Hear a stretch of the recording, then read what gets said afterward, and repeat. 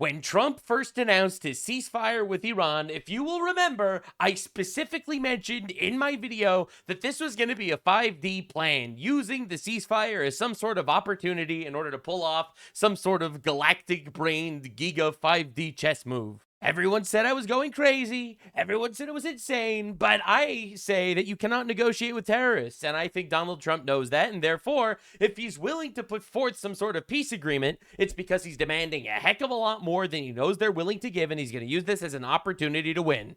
I was proven correct. And I respect the fact that you're not going to believe me just by me saying this. So I'm going to prove it to you. This was J.D. Vance right before the negotiations began. We're looking forward to the negotiation. I think it's going to be positive. We'll, of course, see. As the President of the United States said, if the Iranians are willing to negotiate in good faith, we're certainly willing to extend the open hand. They're literally terrorists. Well, let me just set the stage here. They're literally terrorists. They've lied to us in the past. They lied about not enriching uranium to Obama. They lied about not having missiles that could reach 4,000 kilometers to Donald Trump. And they had those missiles. They're liars. They're liars and terrorists. Yeah, sure, they'll operate in good faith. Now, I think that Vance is not saying this because he believes it. I think Vance is saying this because he wants the media and the world to look at this from the perspective of, we are trying our absolute best to make peace, and no, they're not willing. I think that's the strategy. And if they're going to try to play us, then they're going to find that the negotiating team is not that receptive. So we're going to try to have a epic foreshadowing. Positive negotiation. The president has gave us some pretty clear guidelines. And we're going to see. So I hope you guys have a safe flight. We'll certainly take some questions later on. But for now, let's get on the plane and hit the road. All right, so hit the road. What's going to happen? Well, first, red flag. The negotiations took place in Pakistan. Now, I know this is going to sound racist, but that place fucking sucks. Now, you're probably wondering, why didn't Trump go himself? The answer is simple. Why would he want to go to Pakistan? That place fucking sucks. Anyway, so this was right after the negotiations. We have been at it now for 21 hours. Damn. And we've had a number of substantive discussions with the Iranians. That's the good news. The bad news. Good news, we talked about things. All right, that's good. All right, that's literally the bar is in hell if that's good news. News is that we have not reached an agreement. No agreement. As predicted by moi. I don't think Trump ever expected an agreement. And as I predicted the entire time, Donald Trump is using these 2 weeks for a 5D chess move. And I think that's bad news for Iran much more than it's bad news for the United States of America. True. I don't think Trump ever wanted them to make a deal. My nuclear take is Trump never wanted them to make a deal because he's not going to trust them anyway. I see a lot of people being like, now Trump wants a deal? Obama wanted a deal and Trump was upset about it. Why does Trump want a deal now? Well, the answer is simple. It's because Trump doesn't want a deal. It's because Trump doesn't want a deal, and he's playing you all for absolute fools. All right, and the only people that actually know what's going on are the people that are watching the Nuxanor channel. I've been pretty consistently correct about this from day one. It's my Mossad handler. He's giving me all the correct info. So we go back to the United States having not come to an agreement. We've made very clear what our red lines are, what things we're willing to accommodate them on, and what things we're not willing to accommodate them on. And we've made that as clear as we possibly could. And they have chosen not to accept our terms. Yep. We have been at it. That's right. Now, this is basically whatever I saw coming. Now, Obama basically said you can't have nukes. And they're like, okay. And then they enriched uranium anyway. They obviously weren't going to listen to that because their ultimate stated goal was obliterating us. That was pretty obvious. So I knew Trump's deal could not just be nukes because they'd say yes, they'd lie about it. I think Trump basically forced their hand by telling them that they needed to do something to prove their fealty. And I was correct. This was just proved correct just like 2 hours ago. All right, update. J.D. Vance's final deal to Iran during the Pakistan negotiations was finally revealed. There are still disagreements over the Strait of Hormuz and Iranian uranium enrichment. We do understand overnight President Trump posted on Truth Social saying, quote, "We're now starting the process of clearing out the Strait of Hormuz as a favor to countries all over the world, what a benevolent man. China, Japan, South Korea, France, Germany, and many others." By the way, this is correct. This is a favor to the world. A lot of people are like, what do you mean a favor to the world? You started the war and now the Strait of Hormuz is closed and it's totally your fault. This isn't a favor to the world. This is cleaning up your own mess. Now, a lot of people might say that, but then again, a lot of people are fucking retarded. That's true. That's true. We can't always blame them for being retarded, but in this case, we can. The reality is the Strait of Hormuz being open it is an economic waterway. All right. The fact that Iran decided, oh yeah, we're just going to start laying mines and bombing economic ships and civilian ships in the Strait of Hormuz, that is an act of terror. That's not Donald Trump's fault. It's like, how dare Trump prevent Iran from nuking them? Now Iran's going to have to bomb random civilian ships. It's like, excuse me, what? No, this is all Iran's fault, and it is Donald Trump doing the world a favor. It gets even better.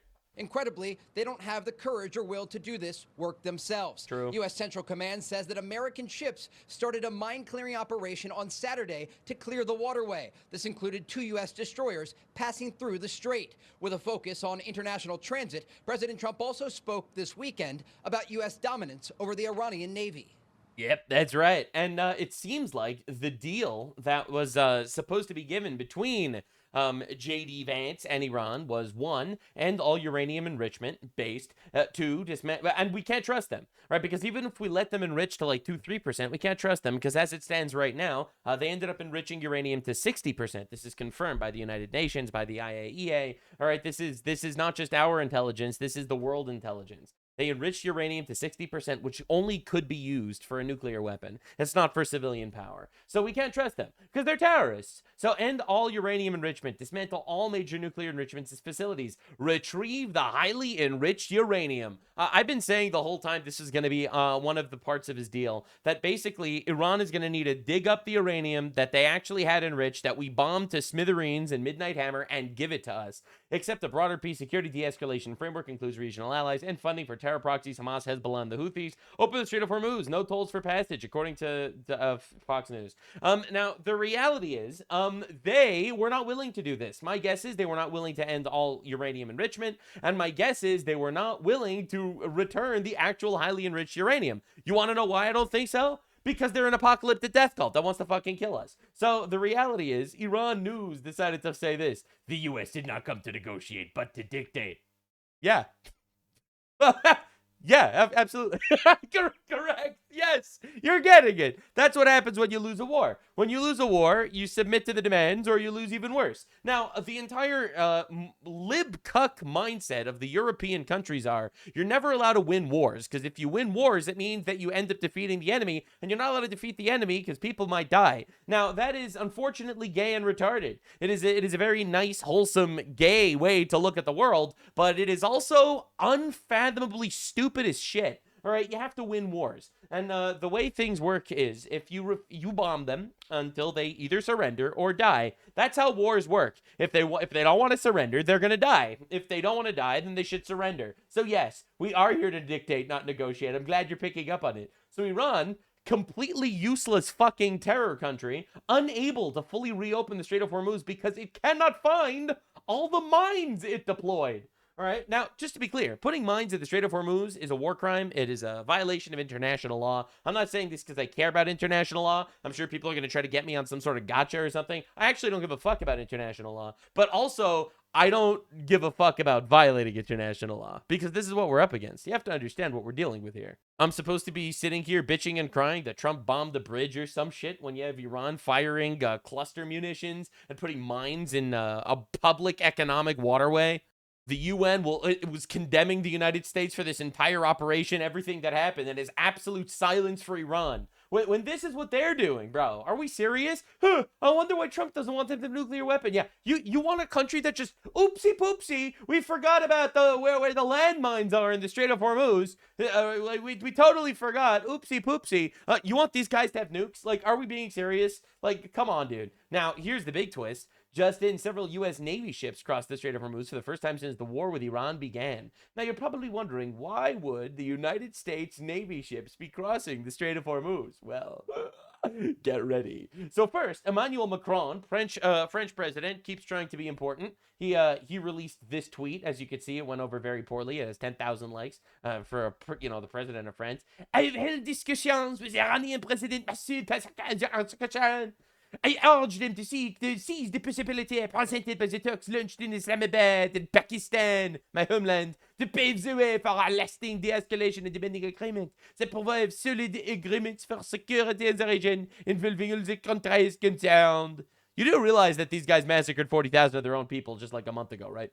I emphasize the need for Iran to swiftly restore freedom and security and navigation in the Strait of Hormuz, to which France stands ready to contribute. Yeah, now that the war's over, bro's ready to contribute. Isn't that nice? Isn't that awesome? The war's over, Iran's decimated, and Macron's like, I am ready to contribute. I am here to help. Don't worry, I am French. I have a baguette. I have a mind-sweeping baguette. Right? So, yeah, thanks, man. It's très important. Full respect for ceasefire, including in Lebanon. Why would Lebanon have anything to do with Iran? Unless you're saying that the Hezbollah terrorists in Lebanon are literally Iranian proxies. Interesting. France extends full support to the actions of the Lebanese authorities. You do realize the Lebanese authorities are against the Hezbollah terrorists in Lebanon too, right? Who alone are legitimate to exercise the sovereignty of the state and decide the destiny of Lebanon. I love how it's like, you have a terrorist organization in Lebanon, Hezbollah, that's firing missiles into civilian cities in Israel. And he's like, whoa, Israel, you can't fight back. We need the Lebanon government to decide what to do with the Hezbollah terrorists that are bombing civilians. Classic France, am I right? Not even involved, still finds a way to surrender. Now, my favorite thing about this entire tweet is the fact that, and this might come as a shock to you. It's that, no one fucking asked you, bro. Bro's just sticking his nose in. I am important as well. I also put my pants on one nipple at a time like everyone else. And I am here to let you all know that I am involved. My guy, you've done fucking nothing the entire time. You will continue to do nothing. All right, you're not involved. You're monitoring the situation on Twitter like everybody else. Worry about the fact that rape rates in France have increased by about 400% over the last 2 years. All right, so Israel has refused to allow France to take part in the upcoming direct talks with Lebanon and Washington next week.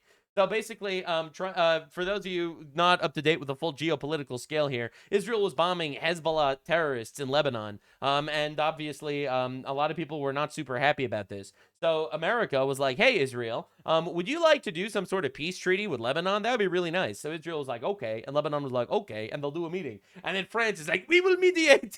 I'm not even kidding. France is like, we are here. We will get involved. And Israel's like, no, we don't actually want to talk to you guys. Who the fuck? Who even are you people? All right, yeah. Want to make peace? Sure. She's not interested. France shows up out of the blue. All right, so, but this is the real tweet. Now, as I've mentioned several times, every piece of world news starts and ends with the stroke of Trump's pen.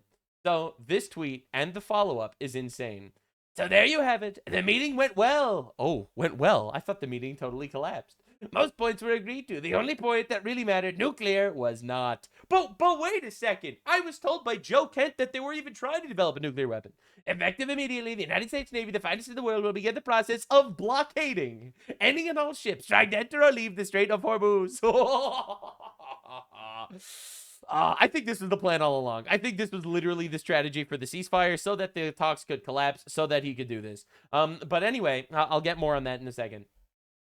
At some point, we will reach an all being allowed to go in, all being allowed to go out basis, but Iran has not allowed that to happen by merely saying there may be a mine out there somewhere that nobody knows about but them. This is world extortion, true, and leaders of the countries, especially the United States of America, will never be extorted. He's like, I don't even need the Strait of Hormuz, but fuck you for trying. Oh my God. I have also instructed our Navy to seek and interdict every vessel in international waters that had paid a toll to Iran. Right, so anyone that actually paid a toll to Iran to get through, we are going to track them down.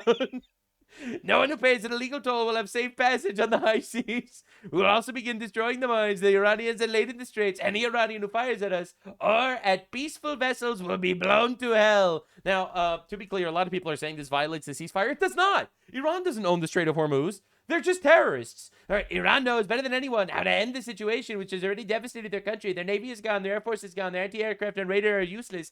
Khomeini and most of the leaders are dead because of their nuclear ambition. The blockade will begin shortly. It's starting tomorrow, apparently. Other countries will be involved with this blockade. Iran will never be allowed to profit off this illegal act of extortion. They want money, and more importantly, they want nuclear. Additionally, and at an appropriate moment, we are fully locked and loaded, and our military will finish up the little that is left in Iran. So understand, Iran tried to make some sort of stranglehold on the world economy through the Strait of Hormuz, right? So they tried to stop all energy from passing through that strait, and essentially they wanted to start charging millions of dollars as like an extortion fee for anyone that actually wants to travel through the Strait of Hormuz with oil. And Trump is like, oh really? Well, we're making a super blockade. Nothing is going through. I don't even give a shit if it's like an ally of Iran. I don't care if Iran wants to sell things. I don't care if they don't want to sell things. And for those of you that are unaware, this is an absolute gridlock on Iran. You see, Iran is a mass producer of two things, and that is how their entire country is still around. It's a mass producer of oil, and it's a mass producer of terrorism. Now, the latter is not going very well for them, because ever since October 7th, the largest military miscalculation they've ever made, they're fucked. And now in regards to oil exports, well, there's a blockade around their ports in the Strait of Hormuz. So they ain't getting any oil out either. So this is an absolute stranglehold, and Trump is justly doing it to prevent them from extorting the world. Understand the reframing of what's going on. And in my opinion, he wanted this 2-week ceasefire so he could, without fear of missiles and shit, organize this blockade. This was the plan, because the one trump card that Iran actually had was, oh, we're just gonna fucking commit acts of terror and bomb ships in the Strait of Hormuz and literally cripple the entire world's energy. And this absolutely not only stops them from doing that, but it reorganizes the entire world order, as you will see in just a minute. Then Trump made a second tweet. Iran promised to open up the Strait of Hormuz and knowingly failed to do so. This caused anxiety. Oh, dislocation and pain to many people and countries throughout the world. They say they put mines in the water, even though all the Navy and most of their mine droppers have been completely blown up. They may have done so, but what ship owner would take that chance? Oh, there is a great dishonor and permanent harm to the reputation of Iran. Yeah, sure. What's left of their leaders? But we are beyond all of that. As they promised, they better begin the process of getting this international waterway open and fast. Every law in the book is being violated by them. I have been fully debriefed by Vice President J.D. Vance, Special Envoy Steve Witkoff, and Jared Kushner on the meeting that took place in Islamabad through the very kind and competent leadership of Field Marshal Asim Munir and the Prime Minister Shahbaz Sharif. He's a piece of shit, to be honest, but I mean, to be fair, we're doing like some negotiations, so we have to glaze him a little bit. But that guy fucking sucks. Pakistan, they are very extraordinary men. And they continue to thank me for saving 30 to 50 million lives in what would have been a horrendous war with India. I always appreciate hearing that. The amount of humanity spoken of is incomprehensible. The meeting with Iran began early in the morning, lasted throughout the night, close to 20 hours. I could go into great detail and talk about what has been gotten. But there's only one thing that matters. Iran is unwilling to give up its nuclear ambitions. But what?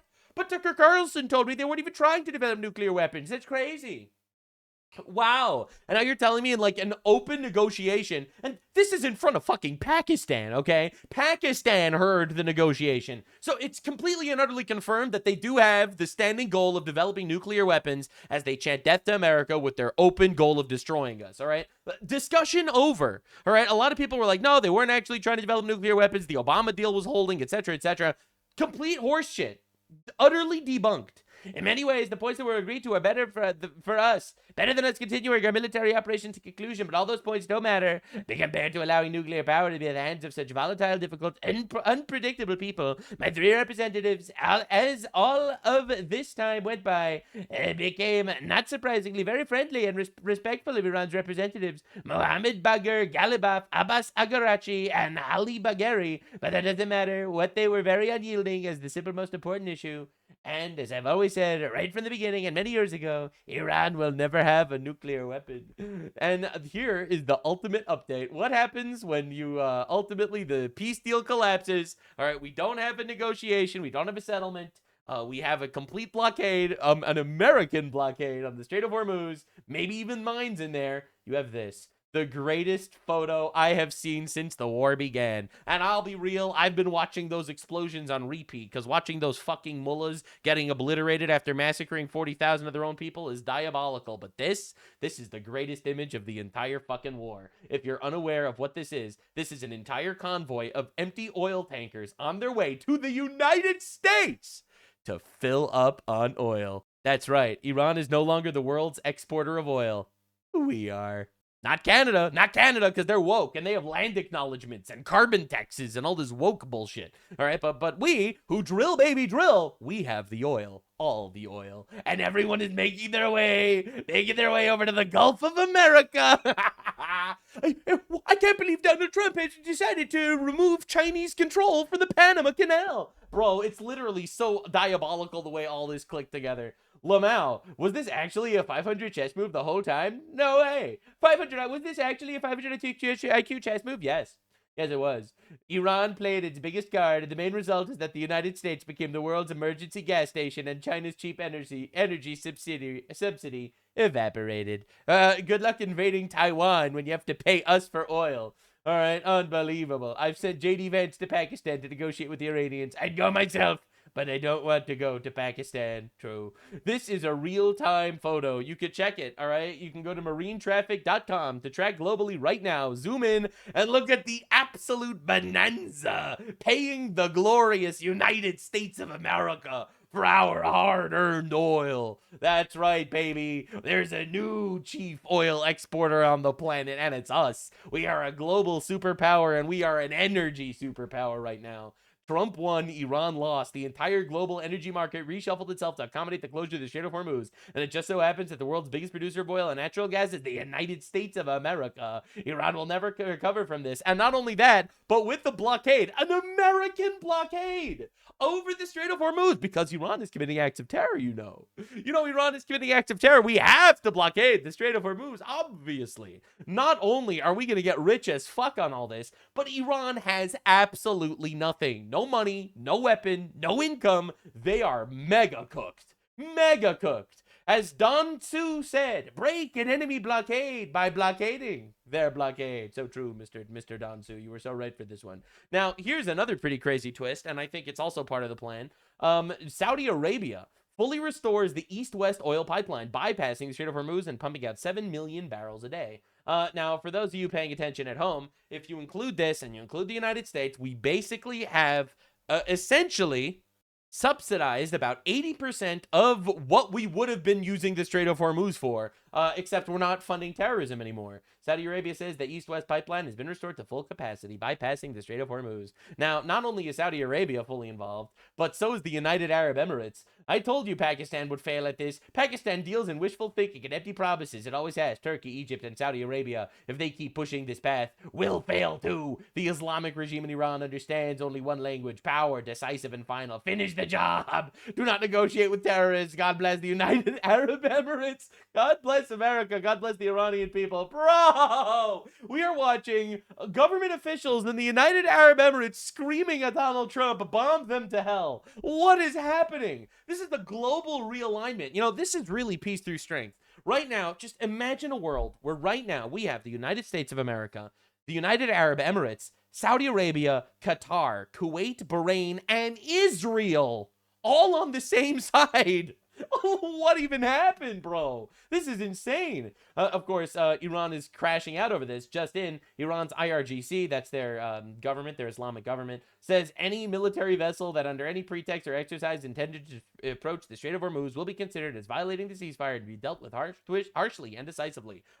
So they're basically saying, we're just going to consider things bad, and we're going to therefore kill random innocent people because of it. Because traveling through the Strait of Hormuz does not actually violate the ceasefire. The Strait of Hormuz does not belong to Iran. It's not Iran's sovereign territory. It is an international waterway around Iran. Therefore, since Iranian terrorists have been running the country for the last 47 years and torturing their own people, they've also had this entire place in a chokehold because they've just been bombing random ships. And one thing that always frustrates me about specifically the United Nations and all these libtards, they're like, oh, they're terrorists. Of course they're going to do acts of terror. We can't possibly hold them accountable to their actions. Yeah, the terrorists are using human shields. That's okay. They're terrorists. They don't need to follow laws or anything. Well, shit's not working anymore, and there's nothing you can do about it because it does not actually violate the ceasefire to travel through the Strait of Hormuz. And if you bomb our ships, oh my god, the end of Iran. Holy fuck. Now, Uganda, I don't know where these guys came from, but Uganda lately has been trolling everyone, and it's been honestly diabolical. So first, Ugandan general says he's ready and willing to mobilize 100,000 Ugandan soldiers to be at the beck and call of Israel against Iran, which is like, what the actual fuck is happening? All right, Donald Trump, peace through strength, he managed to do something crazy. Now, this one's even wilder. Uganda's military chief demands $1 billion from Turkey and the most beautiful woman in the country for a wife. Threatens to close embassy if demands not met. Dude, literally, what is happening? What is happening on this planet? What are we even doing? Now, as you can see, this is the Saudi Arabia. Breaking the East-West pipeline is now operating full capacity, 7 million barrels per day, according to the Saudi Ministry of Energy. It's almost as if the Americans figured out that they needed up to around 2 weeks to get this pipeline operating at full capacity. It seems like the America needed about 2 weeks, and wow, what a coincidence. There's a 2-week ceasefire literally right now. Isn't that funny? Of course, my favorite part of this entire situation, which if you've actually been paying attention to the media, if you've actually been reading what's going on and reading between the lines just a little bit, you fully understand what's happening, as I've elaborated, I think, very clearly in a way that no other political retard actually does. Okay, I've been watching a lot of these guys, and so many of these dumb fucks are actually retarded. Case in point, Piers Morgan, lib cuck extraordinaire. Sorry, what? So having demanded the strait be opened on pain of all Iranian civilization being ended, President Trump is now going to shut it himself. You absolute clown show. I'm not going to reiterate what I basically spent the last 10 minutes elaborating very, very clearly, but Piers, stop being so fucking retarded. We get it. You don't want to piss off the radical jihadists in your country, so you have to run defense for Iran. We got it. It's okay. It's okay, dude. If I was you, I wouldn't want to get blown up either. So, that's fair. And here's the really funny thing. I think you don't understand. This completely eliminates Iranian leverage. Now, forget for a second all of the other details that I mentioned for you until now. And think about it this way. The United States of America doesn't really need the Strait of Hormuz. We have tons of oil. Iran relies on the Strait of Hormuz for its entire oil export and therefore all of its money. Will this blockade hurt the oil economy and the rest of the world aside from America? Yes. But sorry, Piers Morgan. England's gas prices are a sacrifice I am willing to make. I guess you should have helped or something, you absolute assholes. I'm sorry, bro. Sucks for you, I guess. We're out here stomping out a terrorist regime. Catch up, bitch. And of course, we have Cenk Younger, other Islamist retards. Trump is retaliating against Iran by double closing the Strait of Hormuz, so now Iran's oil can't get out either. Based. Okay, but what will that do to oil prices?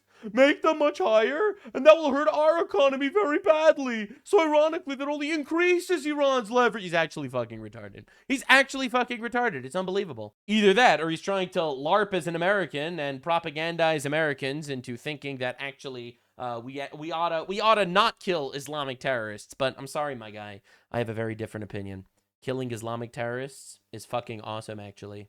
The Trump rampage does not stop, though. He dropped another nuke, all right? He dropped one on the fake news media and then decided to just randomly call into Fox News. All right, so first, the fake news media has lost total credibility, not that they ever had any to begin with, because of the massive Trump derangement syndrome, sometimes referred to as TDS. They love saying that Iran is winning, when in fact everyone knows they are losing, and losing big. Their Navy's gone, Air Force gone, anti-aircraft apparatus non-existent, radar dead, missile drone factories largely obliterated, along with missiles and drones, and themselves, and most importantly, their longtime leaders are no longer with us. Praise be to Allah. Oh my God, Tucker Carlson's gonna lose his mind. No, you're not allowed to insult Islam. The only thing they have going is the threat that a ship may bunk into one of their sea mines, which, by the way, all 28 of their mine dropper boats are also lying at the bottom of the sea. We're now starting a process clearing up the Strait of Hormuz as a favor to countries all around the world, including China, Japan, South Korea, France, Germany, and many others. Incredibly, they don't have the courage or will to do this work themselves. Very interestingly, however, empty oil-carrying ships from many nations are, all heading to the United States of America to load up with oil. Especially awesome because we recently just got a ton of oil from Venezuela. Wow, it's almost like this was all part of a giant plan. Thank you for your attention to this matter, President Donald J. Trump. Bro, the panicans are eating poorly tonight. So Donald Trump calls into Fox News and he just goes haywire. Well, we're going to be blockading. It'll take a little while, but it'll be effective pretty soon. The blockade, and we had meetings yesterday. They, as you said, lasted 21 hours. That was a long meeting. We had some very, very good representatives, as you know, JD and Steve and Jared. So we were well represented, but we didn't get there on the important issue. They want to have nuclear weapons. They're not going to have nuclear weapons. I've been saying. But I was told by Candace Owens that they weren't even trying to get nuclear weapons, and they just opposed Zionism or something. That for 30 years, I would never allow that to happen before I was in politics. True. And that country will not have nuclear weapons. Most countries shouldn't be allowed to have, but that country will not have nuclear. I actually think no country should be allowed to have nuclear weapons except for ours. I think we should be the only ones with nuclear weapons. Go cry about international law then. But anyway, that's a discussion for another time. That's a discussion for a later date. Yeah, I'm something of an American supremacist, some would say. Well, they reacted. You know, it was very interesting. It started off weak. They came in like they had the cards, but they don't have the cards. They came in. They made believe they had the cards. They really think that, you know, like this is literally how Iran really thought they were going to walk into this meeting. It's like, oh yeah, you really think you're going to dictate how this is going to go? Loads gun, points it at Europe. I'm going to shoot them. I'm going to shoot them by crippling the Strait of Hormuz. Oh yeah, you wouldn't want me to shoot a French guy, would you? Is their army, is their whole... Fucking JD Vance. Shoot a French guy. I'm kidding. I'm joking. Obviously, I'm kidding. Iran would never shoot at a random Frenchman. They don't want to hit a Muslim. Military is obliterated. The whole place is obliterated. And, you know, as you know, levels of leaders are gone. They're literally gone. Generations of Khomeini's leaders. gone. The whole thing is gone. The whole place is gone. God. They have one thing that they can do. They can say, well, gee, we're going to put a mine someplace in the... Just a mine. We'll drop 1 mine, 2 mines, 10 mines. And that will, if you have a ship that costs $1 billion, you say, well, you know, I prefer not getting whacked by a mine, losing my ship or damaging it badly, at least. And so that's a little bit of a thing that they can do. That it's military might and military power don't do it, but, you know, it's extortion. And they're extorting the world. You know, we don't get our oil from there. We have... It's acts of terror. It's really acts of terror. And the fact that the entire United Nations isn't clamping down on this and obliterating them for this altogether it just shows how compromised they actually are. I really think this is a mask-off moment. It's like these people will condemn us for literally fucking anything. But then you have, you know, Iran deciding to be like, oh, well, don't worry. I just have an ace in the hole. I'm just going to obliterate random European boats. Just to fuck with people. Right, and hopefully Trump will decide to stop attacking us if we just fuck with his friends. Well, it's actually acts of terror. It is violation of every form of international law. But again, no one actually cares when they violate the international law. They only care when we violate the international law.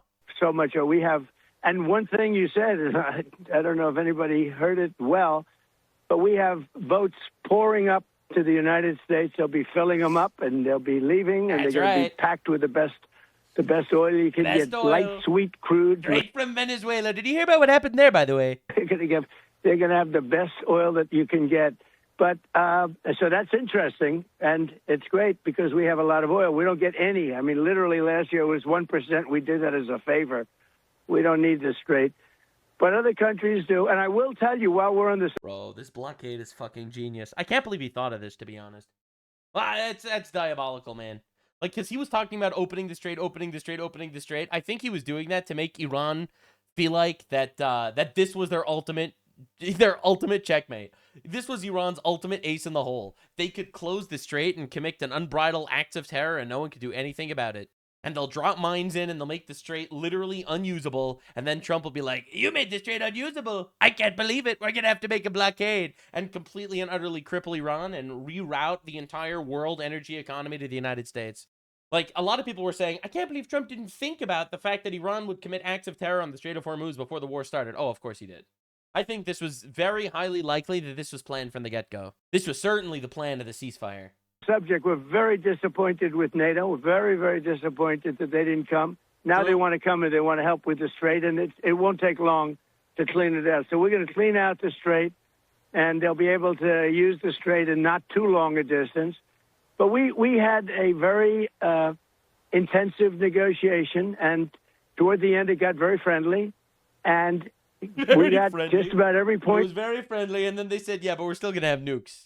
It was like, oh, well, you're not going to have a country. We needed, except for the fact that they refused to give up their nuclear ambition. That's the only point, frankly, to me. That was the most important point. Yeah, I don't think Trump would even trust them. Even if they said we won't make nukes, I don't think Trump is going to trust them. Which is why I think Trump added stuff like, you have to give us your already enriched uranium. You can never enrich uranium. Like, kind of red herrings in order to make them not agree to the deal. I think so. That's my game theory here. But anyway, Trump keeps going. I gathered all the best moments of this interview. He ended up yapping there for like 40 minutes, but I got all the best moments. Tell us what you're trying to accomplish with this blockade, sir. All out. Yep. It's called all in and all out. There'll be a time when we'll have them all come in and all come out, but it won't be a percentage. It won't be a friend of yours like a country that's your ally or a country that's your friend. It's all China. You don't want China funding Iran while we're at war with Iran. We want Iran to be absolutely devastated so that they capitulate on literally everything. Or nothing. And that'll be that won't be in too long a distance. No, we're just bringing the ships up. We got a lot of ships, so we're bringing them up. We think that numerous countries are going to be helping us with this also, but we're putting on a complete blockade.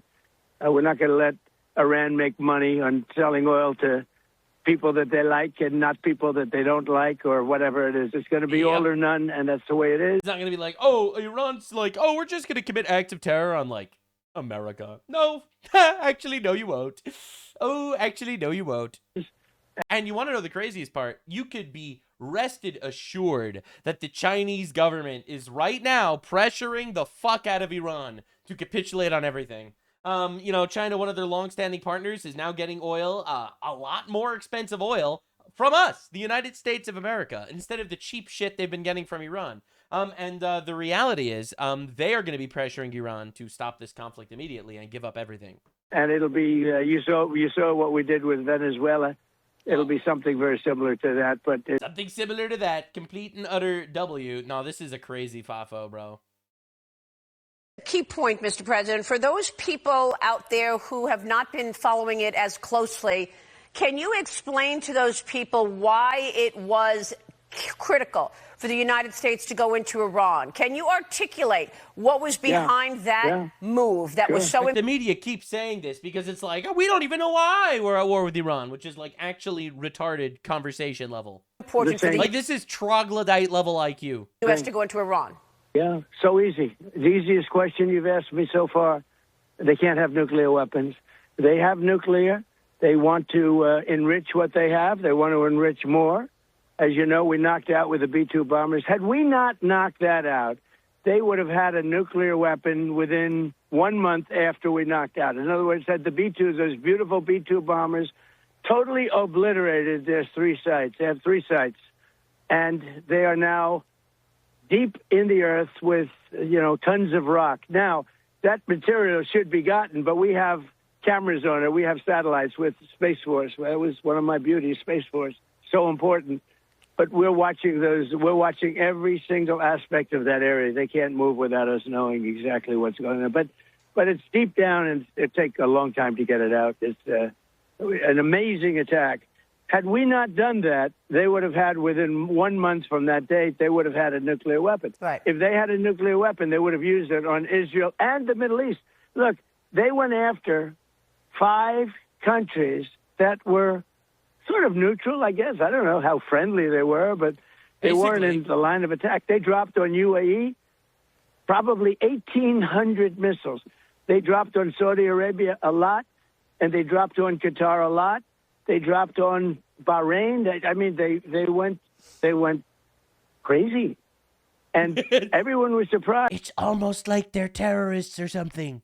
Actually, it was good for us because they all joined us immediately, you know, at some point. I mean, they're either going to be petrified or they're going to join. They all joined, and they've been very helpful. All of these countries have been great, and Kuwait. And this is the key point that I was getting to, and the reason that you feel they cannot have a nuclear weapon, because they will use it.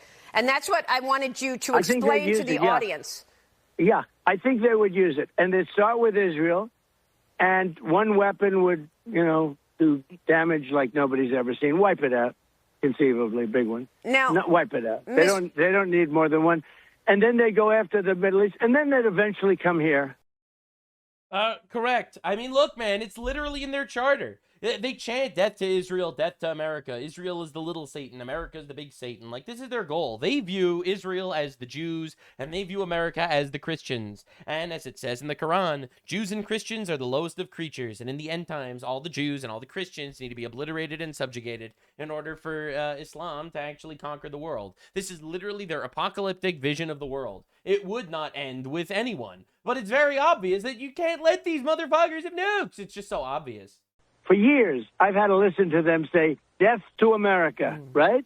I love how Donald Trump says, we're going to end civilization. Everyone loses their mind. These guys chant death to America as a policy, right? In fact, to quote Khomeini, he said, death to America isn't a slogan, it's a policy, all right?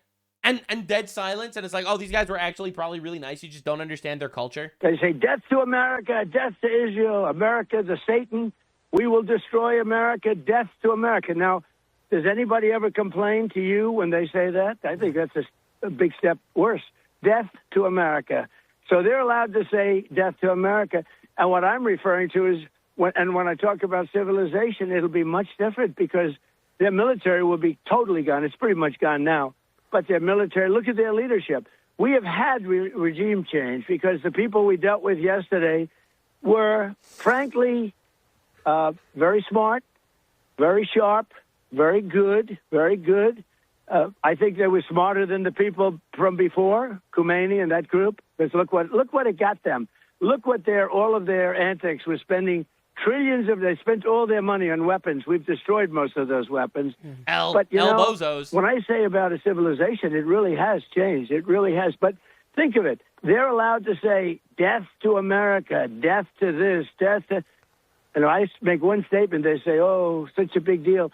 Let me tell you, that statement got them to the bargaining table. True. And Exactly. This is what I've been saying the entire time. All right, Trump says, if you don't make a deal, we'll end the civilization. Everyone loses their mind. Trump is genocidal. Impeach him. 25th Amendment. Get rid of him. Everyone said this. All right, and my guy, he made a fucking tweet, and then immediately Iran capitulated, and then they started having negotiations. Like, you have got to be fucking retarded. Like, if you think that tweet is some sort of war crime. It's a fucking tweet. They haven't left.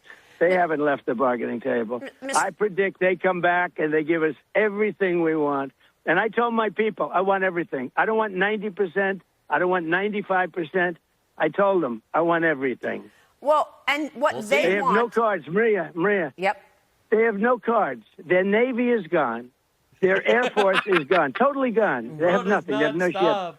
158 ships are at the bottom of the sea. Good ones. New. Not anymore. The Soleimani, they had one called the Soleimani, was taken out by one of our Tiger Sharks, by one of our rapidly moving submarines. It's amazing. Our military is so good. Do you know our military is a 94% approval rating now? Well, Congress has a 14%. Then you got 6%, which is like radical leftists that would rather us just kill ourselves. The media has a 12%. When I started, the media had a 92% approval rating. Now they're down to 14%. Wow. And I'm very proud of it because they're very dishonest. Lois just tells that to the media.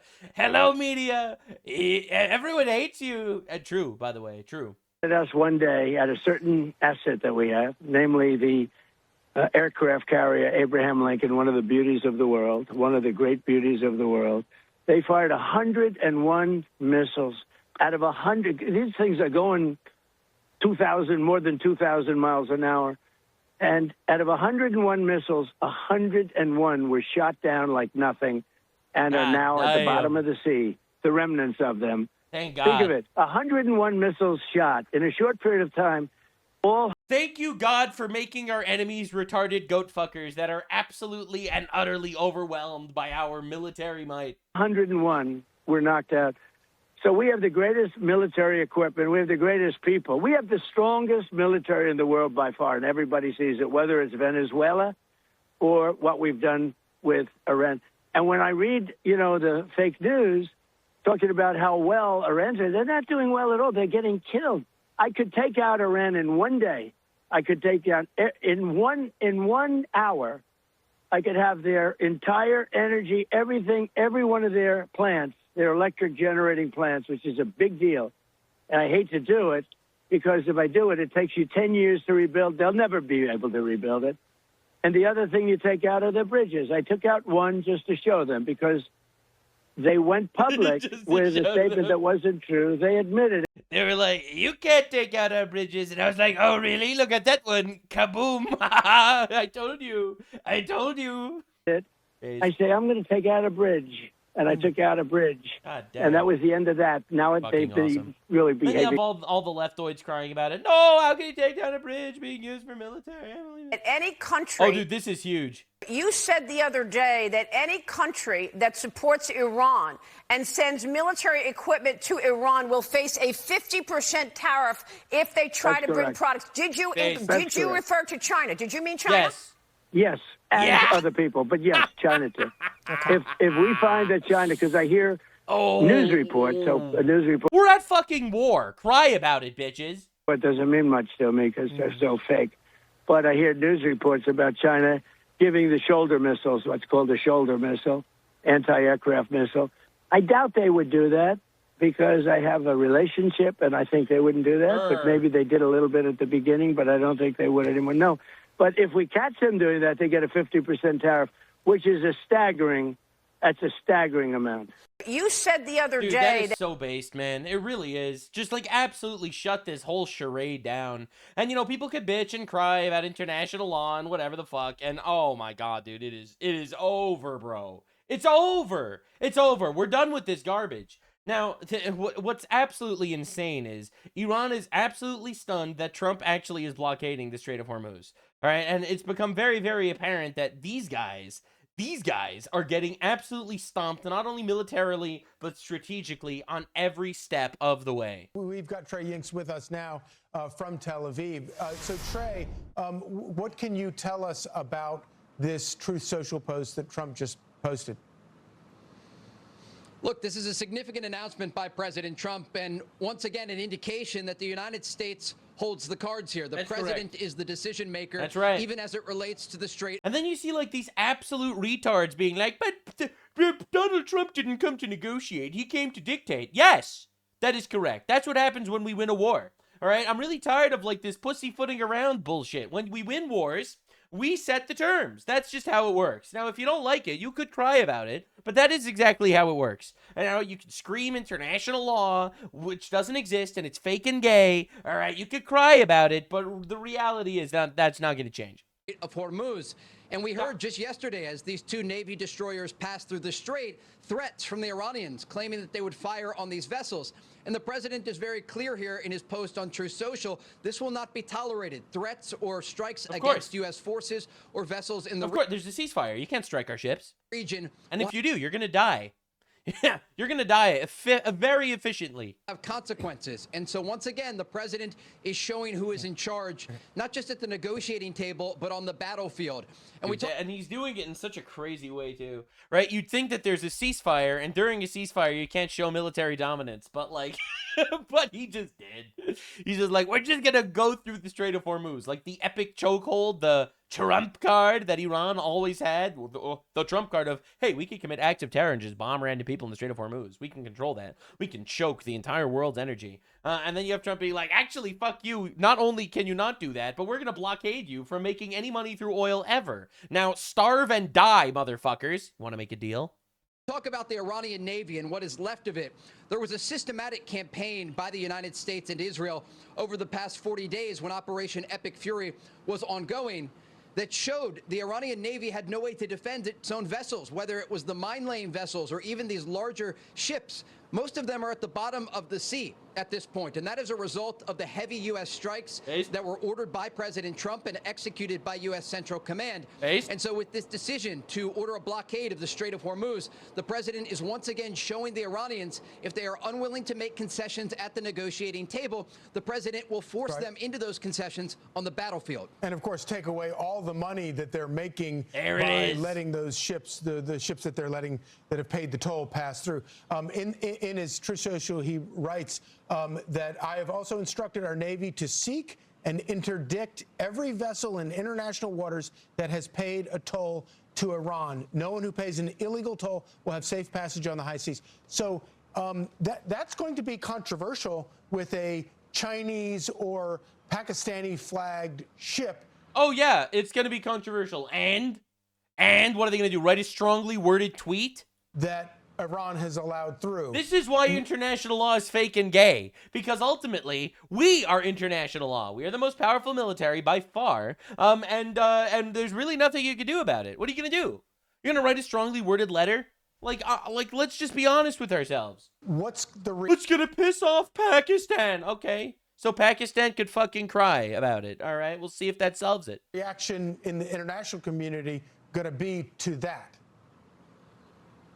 Look, there may be some people who are critical of President Trump, but the president rightly pointed out that these countries did not participate in helping to open the Strait of Hormuz during Operation Exactly. We've heard a lot That's of comments from European. Well, France is going to be like, no, Mr. President, no, Mr. Trump, you cannot put a blockade on the Strait of Hormuz. But what about this?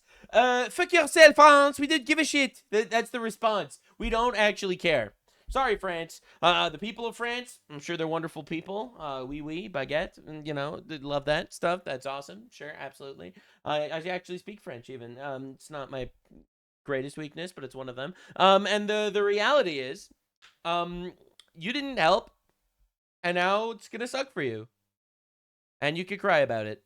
Yep, that's how it works. We're fighting a war, an existential threat against us. We're trying to obliterate. And if unfortunately, because they commit acts of terror, it's going to make it harder for you a little bit. Because you refuse to get involved and help us out, which you should have, but you're pussies. That's an L. That's just a France L. Sorry about that. Officials who say that the president should make different decisions, or that they're trying to put pressure on the operation. The reality is you have countries like France, for example, who have come out in opposition of what the president is saying. What a fantastic example you picked. But they're not helping to open the Strait of Hormuz, but they benefit when it is open. And so it raises these important questions about if countries around the world who benefit from the Strait being open are going to participate in securing the Strait. That's exactly what the president has pointed out with NATO and other countries around the world, understanding that the United States just uses a few percentage points of its oil through this international war. Just objectively correct. All right. So if you refuse to help us open it when terrorists were bombing ships there, then who are you to say literally anything when we make and implement strategies to win a war? All right. Now, of course, Iranian officials are freaking out that J.D. Vance failed to gain the trust of Iran, which is hilarious because we don't need your trust. We don't actually care. Meantime, Israel is launching new attacks in Lebanon. Senior correspondent Mike Tobin live in Tel Aviv with the latest from that venue. Mike. And Kevin, the Israeli cabinet is now meeting. Of course, the security concerns are at the very top of their agenda. But to this point, we haven't heard any official reaction from the Israelis following the president's announcement about a naval blockade. But as he spoke with Maria Bartiromo this morning, the president explained some of how this blockade will work. We're putting on a complete... Right, which I've already shown you. That's the good news.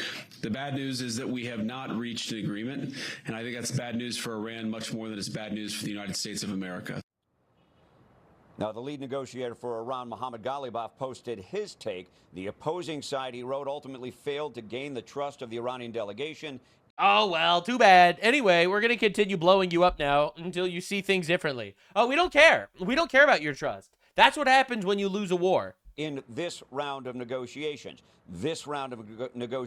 indicating that there may be another. Still, he wants there to be another, because if we're not doing more negotiations, we're going to get back to bombing.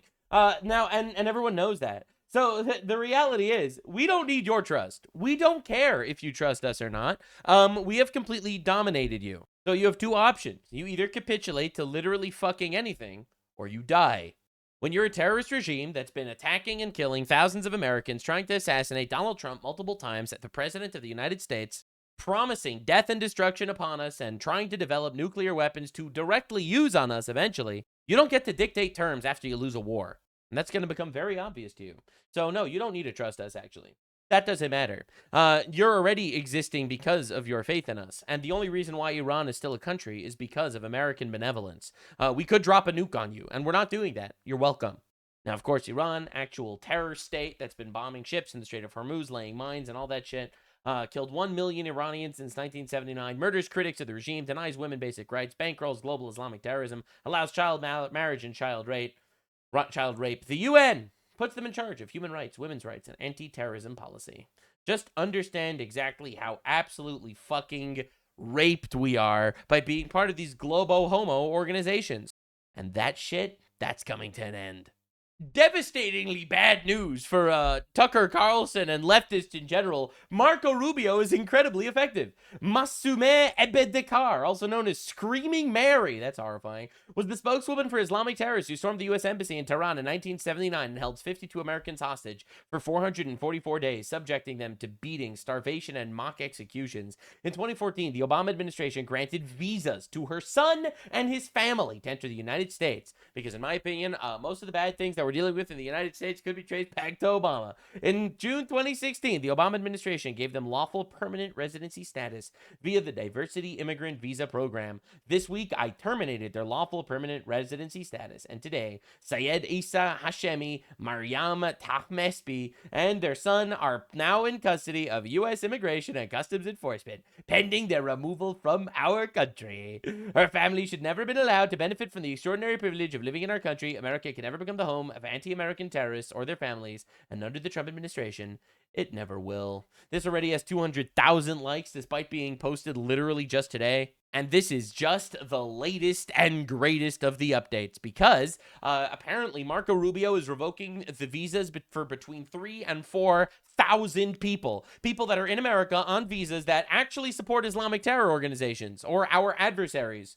And this is unfathomably based. Like, this is the thing that I want to see. Honestly, as far as, right-wing politicians in America, of course, every single illegal alien needs to get deported. That's not even a question anymore. If that's not on your agenda, then I don't want you anywhere near politics. But I want to see the actual agenda being, we are going to denaturalize, we are going to revoke visas and citizenship from as many of these anti-American fuckwads as we absolutely can. That's what I want to see. And I'm so happy to see Rubio making steps in that direction. Now, person most affected on the right by stuff like this has got to be Tucker Carlson, because Tucker Carlson is probably going to be putting his political weight heavily behind certain characters to try to get them elected. He's already been making many major moves in regards to actual governmental shit. In fact, he just backed a politician, I think in North Carolina, I don't remember where, and that race just ended with the politician he endorsed. I won't spoil it. I won't spoil it. So Tucker Carlson and Donald Trump have been beefing lately, and honestly, Donald Trump just fucking killed the guy. Like, it's just so over, bro. So first, this is the CNN report. Let's start off with Tucker Carlson, who has been in absolute freefall with Republicans. I mean, just take a look at this. Look at this trend line. Tucker Carlson's net favorable. Back in March of 2024, when he and Donald Trump were very close friends, look at this. He was at plus 54 points. Wow. Look at where he is today at only plus 7 points. Oh, just absolutely brutal. This is like an actual fucking public raping. This guy got fucking obliterated. All right, so he went from plus 54 among Republicans to plus 7 among Republicans. I'll be honest, I'm surprised. I didn't think he was that unlikable. I fucking hate him. I think he's a traitor. I think he quite literally works for Islamic regimes, and that's why he's constantly pushing how Sharia law is actually really good and stuff. How dare you mock Islam? Right? So I think he's a foreign operative. All right, his dad's a CIA agent. He's been very suspicious as fuck. All right, I personally think he's a foreign operative, and he does not have Americans' best interest at heart, which is why, all right, in his last, let's say 100 shows he's done on his channel, and you could literally look at them, they're all about Israel. All right, I don't see him promoting the Save America Act to make sure that people need citizenship to vote. I don't see him talking about deportations. I don't see him talking about anything. I'll be honest. I'm not even exaggerating. Abortion, which I think is the biggest war crime that's happening on American soil. I don't see him talking about any of this stuff. He only talks about Israel and how Donald Trump is a slave to the Jews. That's a new one. He just said that actually today.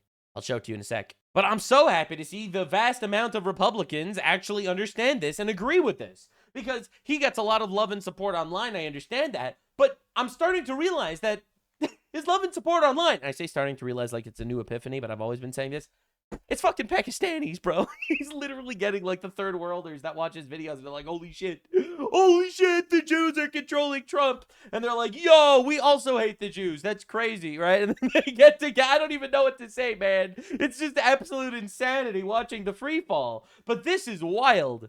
Among Republicans, and that includes GOP-leaning independents, I mean, that is a drop of, 47 percentage points. That's My crazy. Goodness gracious. When you go up against Donald Trump and you want to appeal to the Republican base, to quote the movie Good Burger, you go on the grinder, and that is exactly what has happened to Tucker Carlson, who has absolutely collapsed among Republicans. So if it is a choice between the president and Tucker Carlson among these voters? What do they basically say? Yeah, they choose Donald Trump basically every single time. Look at this. Okay, the exact same poll, this UMass Lowell poll. Look at this. Damn, Net favorables among Republicans. Again, this is Republicans plus Republican-leaning independents. You see Carlson on the right side of your screen at +7 points. Look at where Donald Trump is at +61 points. And this is actually a little bit low for Donald Trump. In other polls around the same time, he was even higher than this. Again, he is crushing Tucker Carlson. What is this? This is a 54-point advantage for Donald Trump over Tucker Carlson when it comes to who is more popular among Republican voters. And, of course, this isn't even just talking about the MAGA base.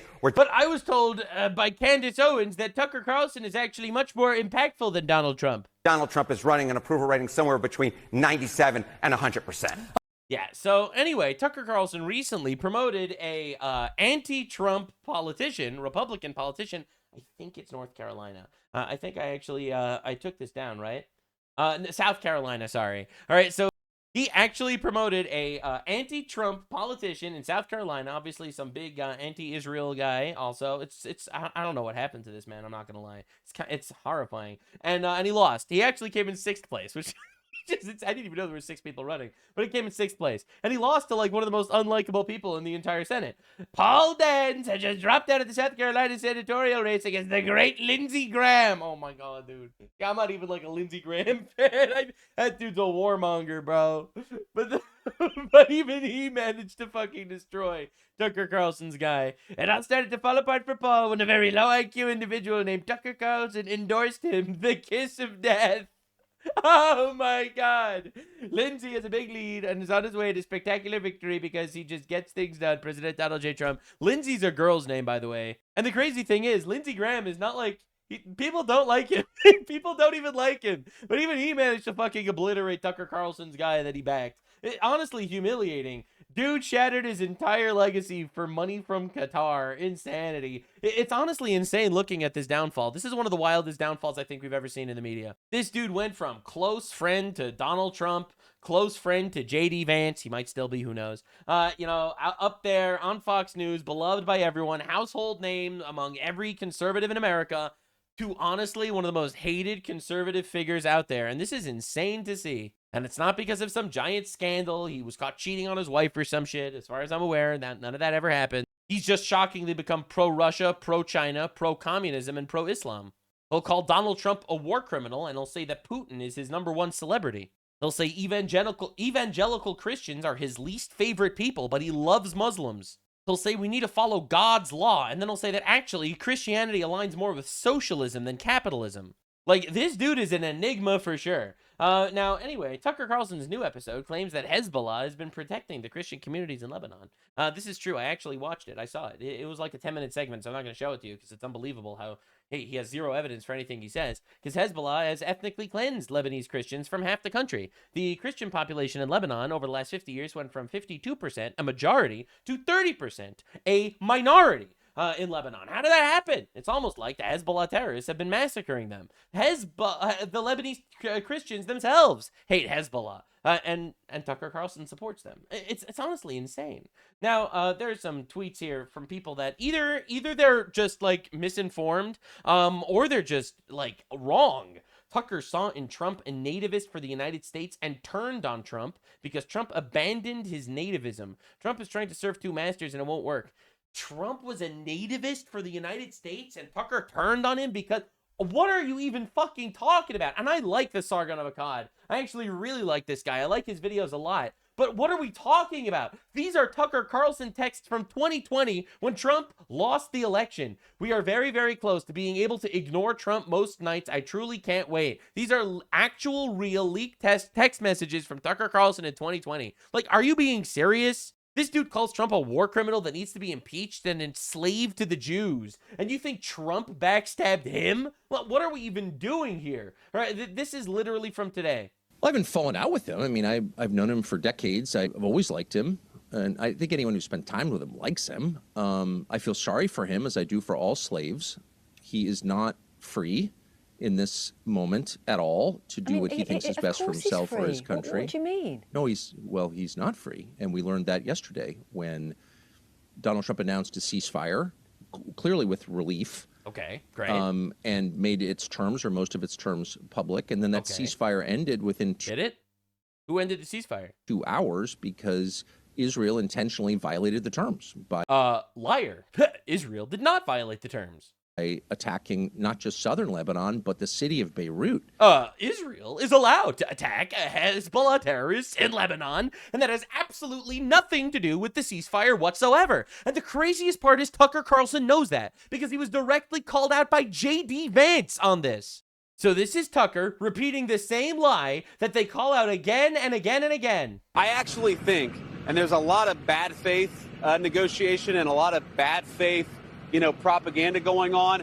I think this comes from a legitimate misunderstanding. I think the Iranians thought that the ceasefire included Lebanon, and it just didn't. We never made that promise. We never indicated that was going to be the case. What we said is that the ceasefire would be focused on Iran, and the ceasefire would be focused on America's allies, both Israel. All right, so there's that. Or what about here? Danny. Thanks, Caroline. Would President Trump like to see Lebanon included in this peace deal? Because as you know, there have been increased Israeli strikes on Lebanon today with dozens of casualties there. Sure. Lebanon is not part of the ceasefire. That has been relayed to all parties involved in the ceasefire. As you know, Prime Minister Netanyahu put out a statement last night in support of the ceasefire. Anyway, the point is very clear, all right? And look, this is from April 8th. All right, this is from April 8th, all right? And this is Tucker Carlson going on the BBC on April 12th to say that Donald Trump is a slave to the Jews because he's trying to make a ceasefire and the Jews are violating it by bombing Hezbollah terrorists in Lebanon. What the fuck does that have to do with Iran? Unless you're saying that the Hezbollah terrorists in Lebanon that have been striking Israeli cities are actually Iranian proxies? You mean the thing that Iran's been denying this entire time and that Israel has been asserting and that Israel's been proven correct about? Like, this is absolute insanity. So are you saying he's a slave to Benjamin Netanyahu? I don't think it's as simple as he's under the control of Netanyahu. It's all the Jews. But, you could summarize it that way and you wouldn't be totally inaccurate. It wouldn't be inaccurate to say he wasn't a slave to Netanyahu because Israel bombed terrorists that have bombed Israel first, and therefore, do we even understand what we're doing here? And so you're going to say that Trump backstabbed this guy? Well, there's a reason why he's in a free fall, and here we go. Candace Owens coming in with the hot garbage. How else to help you understand?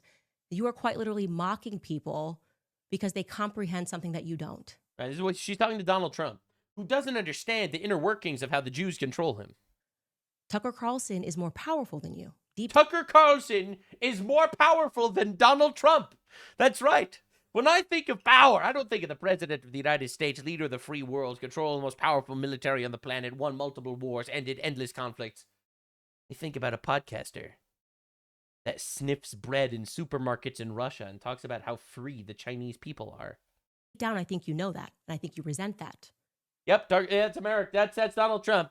Donald Trump just sitting there resenting the fact that Tucker Carlson is more powerful than he is. Absolutely. All right, so this is Jackson Hinkle saying ex-Gaddafi minister warns Iran not to repeat Libya's mistake by trusting the United States. And Alex Jones says bingo, rooting against the United States. But even more than that, Alex Jones is responding to Jackson Hinkle, who is an open communist, open pro-Islam communist. What is happening right now? So just to understand, Donald Trump made this big tweet calling out all these guys. He called out Megyn Kelly, Tucker Carlson, Candace Owens, and Alex Jones, and all of them just went super mask off, completely flipping sides. What are we even doing here? Where are your principles? Where are your values? So this is Joe Kent. He was the chief counterterrorism official in the United States. He left in disgrace in order to say that, Donald Trump is controlled by the Jews. And then he immediately went on all the podcasts. He went on Candace Owens' podcast. He went on Tucker Carlson's podcast. He did the whole podcast circuit right after he left in disgrace and shat on the entire United States of America. So this is him constantly pushing more bullshit, right? The Fox clip below is an example of Israeli-influenced media echo chamber. President Trump's policy for Iran has always been no nuclear weapons, not zero enrichment. All right, so let's see the actual President clip. gave them clear guidelines. We understand that to mean that the U.S. needs to go in there and tell Iran no enrichment, period. That is what we have heard from White House officials. All right, so that's what Fox News says. No enrichment for Iran. And Joe Kent is claiming that this is the Israeli infiltration of the media because it was never about no enrichment. It was about no weapons. And he highlights this Donald Trump tweet. All right, this Trump tweet saying it was agreed a long time ago, despite all the fake rhetoric to the contrary, no nuclear weapons. All right, so apparently it seems like Israeli infiltration is tricking the media into relaying that it was about enrichment when it was not about enrichment. It was only about nuclear weapons. Except this is a Donald Trump tweet saying, quite literally, in very, very straightforward, there will be no enrichment of uranium. Like it's unbelievable that we're watching this happen in real time. Like, this is the dumbest fucking lowest IQ psyop in the history of America, and the dumbest fucking retards are falling for it because they just don't believe it. Like, then we have Owen Schroyer. All right, he was an InfoWars guy with Alex Jones. Is it time to vote for Democrats in the midterms? Yes. Let's vote for the race communists that are flooding our country with third worlders. Let's vote for those guys. Absolutely, huge W. Meanwhile, this guy was literally in jail for January 6th. Democrats literally put this guy in prison for 2 months and required him to be federally supervised for a year. And Donald Trump pardoned him. Well, what is happening, guys? What are we doing? So, meanwhile, it's worth pointing out this Tucker Carlson tweet. So, this was a tweet he made 9 months ago when we struck their nuclear sites the first time. Saying, it's worth pointing out that a strike on the Iranian nuclear sites will almost certainly result in thousands of American deaths at bases throughout the Middle East, and the cost of the United States tens of billions of dollars. The cost of future acts of terrorism in the United States soil may even be higher. Those aren't guesses. Those are the Pentagon's own estimates. A bombing campaign against Iran will set up a war, and it'll be America's war. Don't let the propagandists lie to you. 108,000 likes, 9 million views. This never fucking happened. This never happened. Right? And for those of you unaware, we did not lose tens of thousands of soldiers, thank God. There isn't World War III going on, and, prices aren't infinitely higher. Well, it's unbelievable. Meanwhile, the reason why I know something happened to this guy in between, this was Tucker Carlson a decade ago. The lone voice in saying this, I think Iran deserves to be annihilated. I think they're lunatics. I think they're evil. Tucker, aren't we the only... Are we being serious here for a second? ...only country allowed to make preemptive strikes? Who the hell does Iran think it is? That's it. Actually, I know you're sort of kidding, but I agree with that. I think we are the only country I'm not with the kidding moral at all. authority. Rather, we are. That's absolutely right. The only country with the moral authority sufficient to do that. The only country that doesn't seek hegemony in the world. The lone voice in saying this. So what are we doing here, guys? Well, what happened to this guy? What absolutely happened to this guy? Now, my guy here, Steven Crowder, who's been absolutely fucking incredible lately. This dude's awesome. All right, watching all the snakes and the liars go mask off for cheap Pakistani views and third world clicks on their videos. And Steven Crowder has not faltered. So Steven Crowder went on Piers Morgan. Piers Morgan is screaming how Trump betrayed Candace Owens and Tucker Carlson. He betrayed them. All right, and we got Steven Crowder here. It'll set the record straight. Are you comfortable with that kind of language from the President of the United States, from the guy sitting in the Oval Office, publicly? Well, which part of it? Which part of it? If we're talking naughty words, I don't care. I didn't elect Donald Trump because I thought he was a pastor. I didn't vote for him because I think even necessarily that he's a devout Christian. I thought it was trolling. I actually laughed pretty hard at the praise be to Allah. I do think it was ill-advised to say whole civilization. And the reason why is because you see a lot of people, and this is, again, about applying it equally. Donald Trump has done a pretty good job, and certainly Marco Rubio, in delineating between the Iranian people and the regime. I think we probably agree there are very few governments, if any, that are in more diametric opposition to the people they govern than the IRGC and the Iranian people. I mean, we don't get very accurate polling out of there, as you tend to not get out of the Islamic world. The overwhelming majority of the Iranian people support the help, support the military intervention. Doesn't mean that it's our job, to be clear. That's a conversation to have stateside, domestically. But separating between the regime and the people is important. Donald Trump has done that consistently. He didn't do that with his phrase here. I definitely think that did him no favors. On the flip side, when I see people... Although, he did end his tweet with God bless the Iranian people, by the way. So I do think that is a delineation. But anyway. Saying World War III, and I see people saying, he's killing innocent civilians. We're bombing brown people. We're killing Iranians. I go, well, hold on a second. You guys never delineate between the IRGC and the Iranian people. I also think that it's undergirded by the fact that if remarkably inconsistent, and ill-advised, he did say, God bless the Iranian people in that same post, which would seem to clarify and be consistent with what he just said 12 hours earlier, right? People were offended. Keep in mind, 12 hours earlier, they said, do you think this is a war crime? And I think it's no, because they're animals and they killed 40. The number always goes up. Maybe 60, maybe 120,000 of their old people. Wow, they're animals. People say, I can't believe he would say that.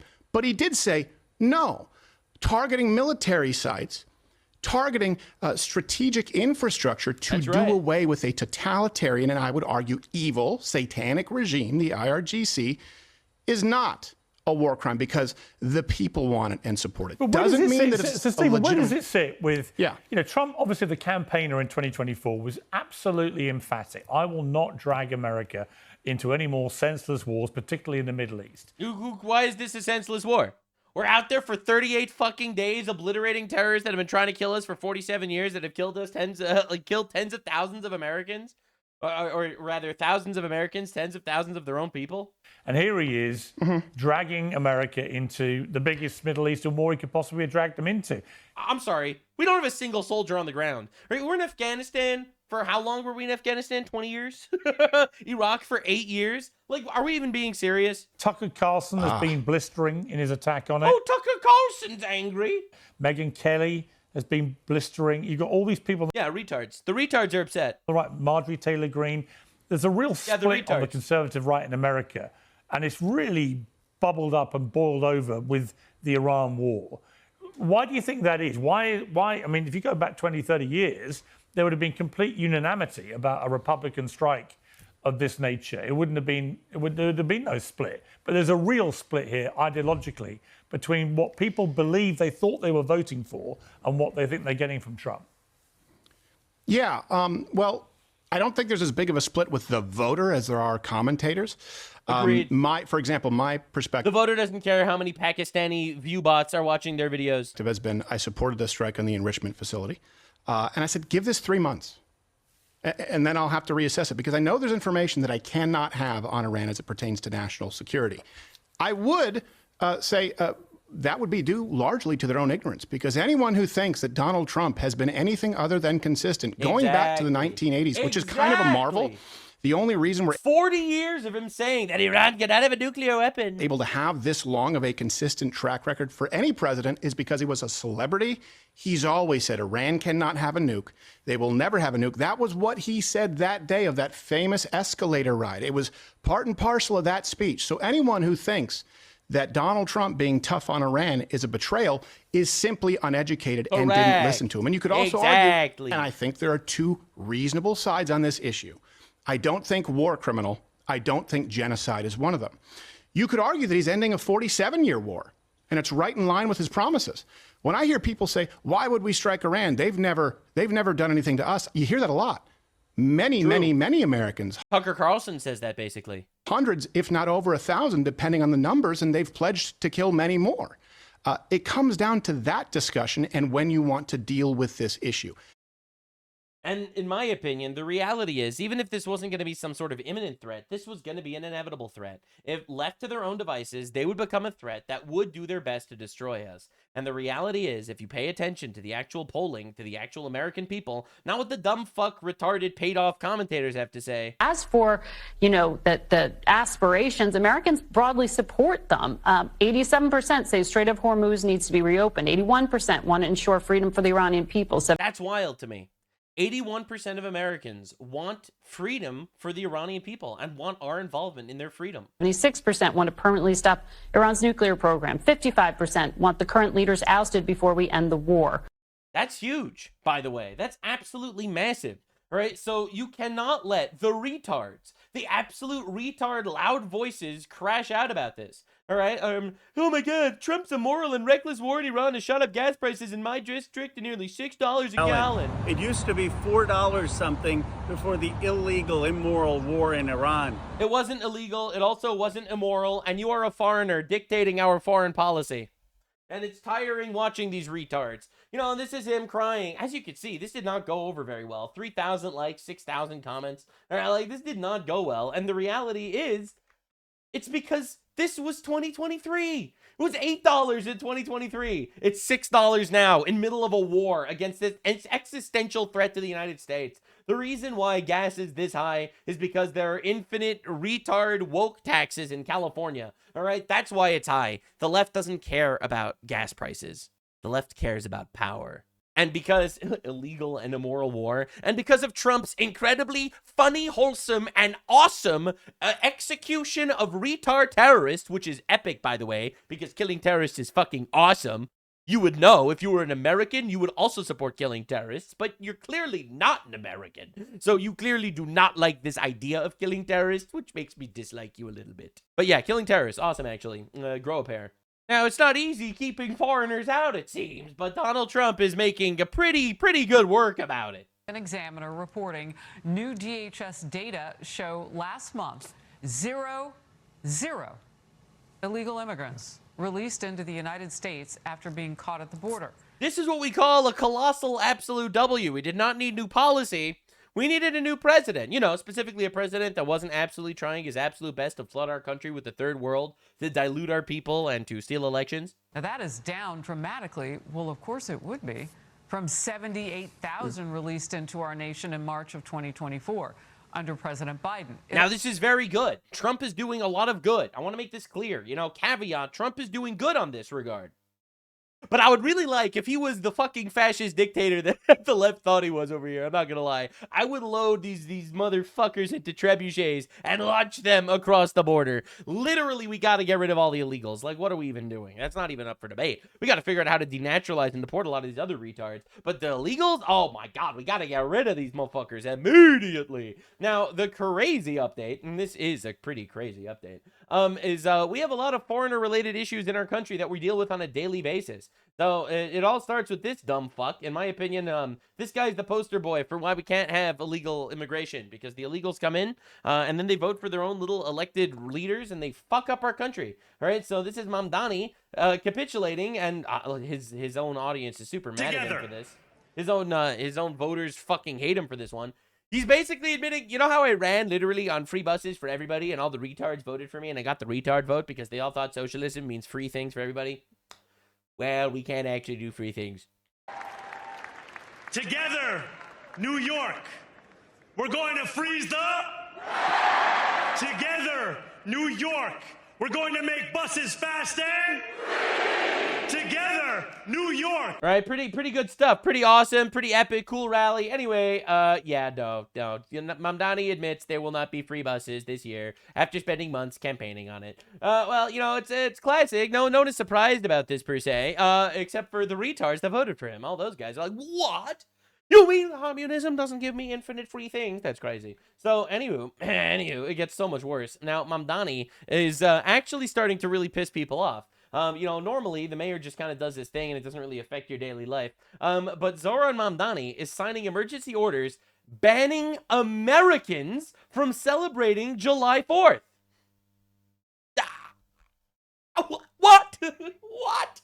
We bring in a Ugandan retard, a Ugandan Muslim retard. He runs on communism to get the vote from all the fucking morons and criminals. All right, he wants to abolish prisons. He wants free shit for everybody. All the immigrants vote for him because we can bring in more immigrants. All right, actual citywide celebrations for Ramadan. All right, let's be honest here. And this is him banning Americans from July 4th.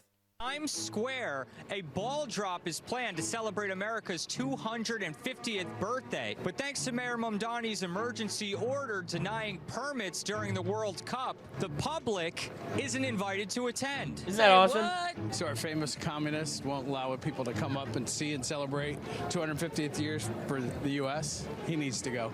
Is this America? Is this really New York?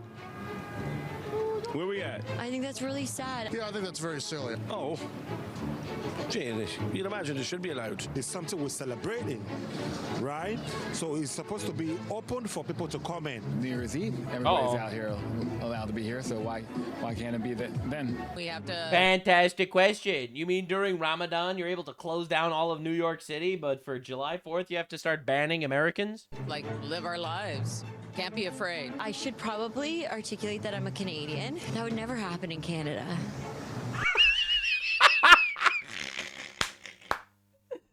Canada is owned by Indians and Muslims. I'm not even trying to be racist to those guys. Canada just opened their borders and said, please rape us. Like, are we being serious? The public should be allowed to go.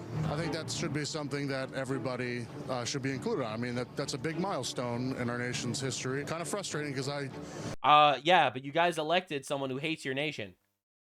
That's the issue. That's the issue. You mean to tell me that the Muslim communist hates capitalist Christian America? Yes. Yes. I was kind of excited to come down here for that, but, you know, I'm not buying a ticket. It's ridiculous. Absurd. Get out of here. Get out of here. Anyway, that's Islamophobic. So yeah, anyway, so that's New York now. That's just life in New York. You elect a foreigner that hates your country and hates your culture, and that's what you get. Well, thank God I am no longer in New York. I moved out years ago. Now, there was a stabbing that just happened in New York, and this was left at the scene. Apparently, multiple people were stabbed. Honestly, horrifying situation at Grand Central Terminal. Zoran Mamdani releases a statement basically saying, killing people, bad. Stabbing people, not very good. And he doesn't give any details, of course. He doesn't have anything to say. We all know who it was. They're hiding the name. They're hiding the identity. We know. Look at the knife. We know. We've seen England. We've seen what happens in England. We know what happens. I'm not going to lie. Listen, the knife class is a specialty for specific sects of terrorism. Don't want to be racist or Islamophobic here or anything, but you know what? We can play our favorite game. Who's that terrorist? Was it A, transgender, B, a Muslim? It was a Muslim. That's my bad. I'll put it all on Muslim. Anyway, moving on. That was just a little nice, fun little bit of racism for you guys. But don't worry, because apparently it gets even worse. This is Sneeko, Islamic streamer and complete utter fucking retard extraordinaire. This is him walking through New York City. I have a collab on Tuesday. I'm supposed to do. It was good. Yeah.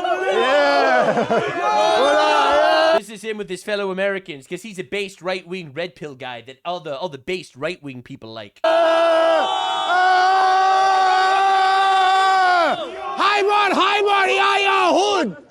know what that means?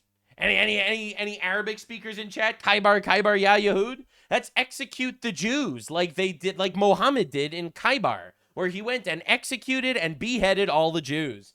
Khaybar ya Yahud means go out there and execute Jews by decapitation. That's what we're shouting in New York City right now. Pretty awesome. Pretty good stuff. Anyway, no one's surprised about this at all, actually. Now, the reality is... now people are, complaining about all sorts of different inflation, all sorts of things. We have to blame Trump for higher prices. Of course, obviously, it's Trump's fault that things are higher now, unlike Biden, who totally had no impact at anything. Inflation that occurred under Biden was in part naturally occurring due to supply chain bottlenecks and because the COVID once-in-a-lifetime pandemic occurred. And yes, it occurred. Like we're on trees? Or? Yeah, okay, so, because of supply chain bottlenecks. That's what I'm talking about. Yeah, under Biden, it's not his fault because it was natural. It was natural inflation, as opposed to under Trump, where it's unnatural inflation. Now, the U.S. let in 4,499 refugees since October. All but 3 were South African. White South Africans that have been getting seemingly genocided by the black population in South Africa. Those are all of the refugees, except for 3. Those are all the refugees let in under Trump's turn. My guy, Trump policy is fucking insane. Holy shit. Oh my God, it's working, bro. All the refugees that were let in were not third worlders. This is crazy. It's not like we let in infinite Afghans and Syrians. Oh my God. Now, if you look at the actual asylum grant rates throughout the years, right? So Obama was pretty high, and then under Trump it got a little lower, and then under Biden it got fucking high, and then under Trump it's basically fallen to almost nothing. We are rejecting almost every single asylum seeker, as we fucking should. Our country is not. It is not the free milking cow for the entire world. I'm sorry if your life is shitty in Afghanistan. There are 56 other Muslim majority countries you can move to. 58 if you include England and France. And we don't need to be your little homecoming. You don't need to come here. I'm sorry. It's not actually my thing. And I'm really glad that we're actually starting to look into it seriously to put actual politicians in jail. Because politicians are enabling the unbelievable rape and torture of our people. This is an illegal alien from Nicaragua who murdered a mom with a hammer. Excuse me, what? Right. 13,000 homicides from illegal aliens as of 2024. 13,000 homicides, Liz. This is a absolute and total slaughter of our people, and it's time that we start charging the people in politics and in government and in the Biden administration that decided on these policies. The blood is on their hand. This Haitian did not belong in America, should not be here, should have never been here with a hammer, should have never been able to slaughter that woman. Okay. That happened in my state. That happened in Florida. I have a family here in Florida. I'm raising my 4 kids here in Florida. It very well could have been my family, my children, I'm so happy this is becoming like the actual public sentiment. I've been saying this the entire time.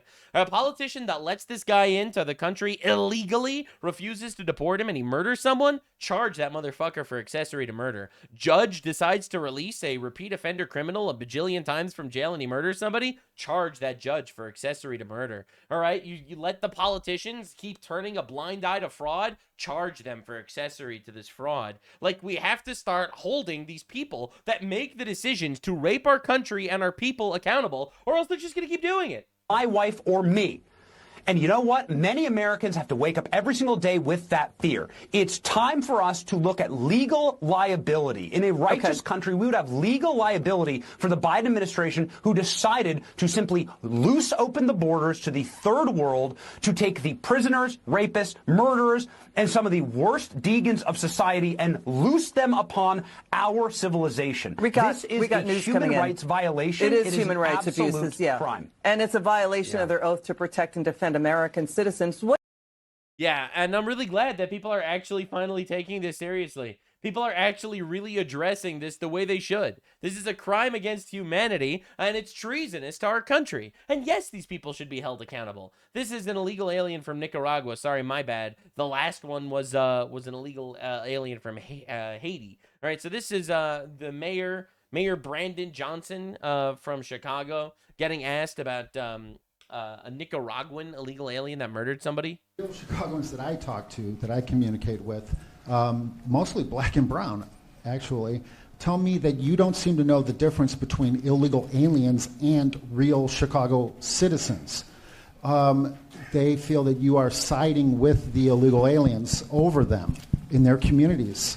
And sadly, William, let's get to the question. Let's get to the question. The real question is simply this. I don't know how to make it any more direct. An illegal alien from Nicaragua grabbed a woman on the north side last week, bashed her head into the sidewalk, knocked her unconscious, and raped her. If that had been your wife, Stacey. Okay, all right, we're not going to answer it. Thank you. Thanks, William. All right. Would you want ICE to deport her? All right. Let's move on. Yes or no? Let's move on. Let's move on. Nothing to say here. Let's move on. And this is just what we're dealing with. So I think politicians like that need to start going to jail. All right, because they are enabling this so that their woke little bullshit can happen. A mass stabbing event took place overnight in downtown Raleigh, NC. At least 6 people have been hospitalized with stab wounds. Pray for victims. And this is just unbelievable, man. And it's always North Carolina, dude. North Carolina is a shithole these days. There's so much, let's say, rowdy folk of nebulous ethnic background. So Palestinian student Mahmoud Khalil loses deportation case. All right, student. This is a 35-year-old student. All right, student, because he has some sort of fucking visa that makes him impervious to any form of penalty of anything. This dude is in our country chanting pro-Islamic shit all the time, organizing all these radical Islamic rallies. They're attacking students on college campuses. He literally wrote an article in his little school paper talking about how he wants to end Western civilization. But he has a visa, and he's here, and this dude's been going through the ringer every single day. He has a new court case for something, and finally, he lost. And it looks like we're actually going to be able to finally get rid of this guy. Now, another fundamental issue with the unfettered migration is the fraud. The fraud is just astronomical, all right? From the Somalis with the bananas and rice and fucking in Minnesota to the California shit show where people are finally actually getting arrested. Nick Shirley, absolute GOAT, met up with Scott Bessent to actually discuss with him how we are going to be taking steps to arrest the fraudsters. I think that's awesome. I think that's just awesome. It could be a $250 to $500 billion, so roughly 10% of the total federal budget. Is it fair to say that... So they're estimating 10% of the total federal budget is going to fraud. And then they just want to bleed you dry on taxes. It's like Zoran Mamdani can't have free buses.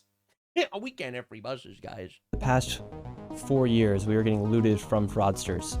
That's 100% accurate. If you're receiving public assistance, how do you have a Mercedes? How do you have a BMW? So we will track that down. Today, we're here at the Treasury of the United States. It's essentially the Bank of America. All right. As over $6 trillion essentially leaves this building each and every single year. That's right crazy. now, with the fraud that's taking place here in the United States, they came up with a new fraud task force, and the Treasury is doing stuff different that they haven't done before to make sure that fraud is not taking place. Today, we're going to be interviewing with the Secretary himself, Scott Bessent.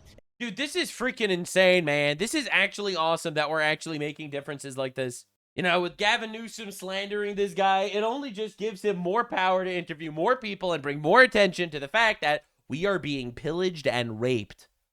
And this will be super important for you guys to understand what's taking place here inside our country to prevent fraud from taking place. And right now on the website, antifraudclub.com, we just released brand new hoodies right here asking, where did our tax dollars go?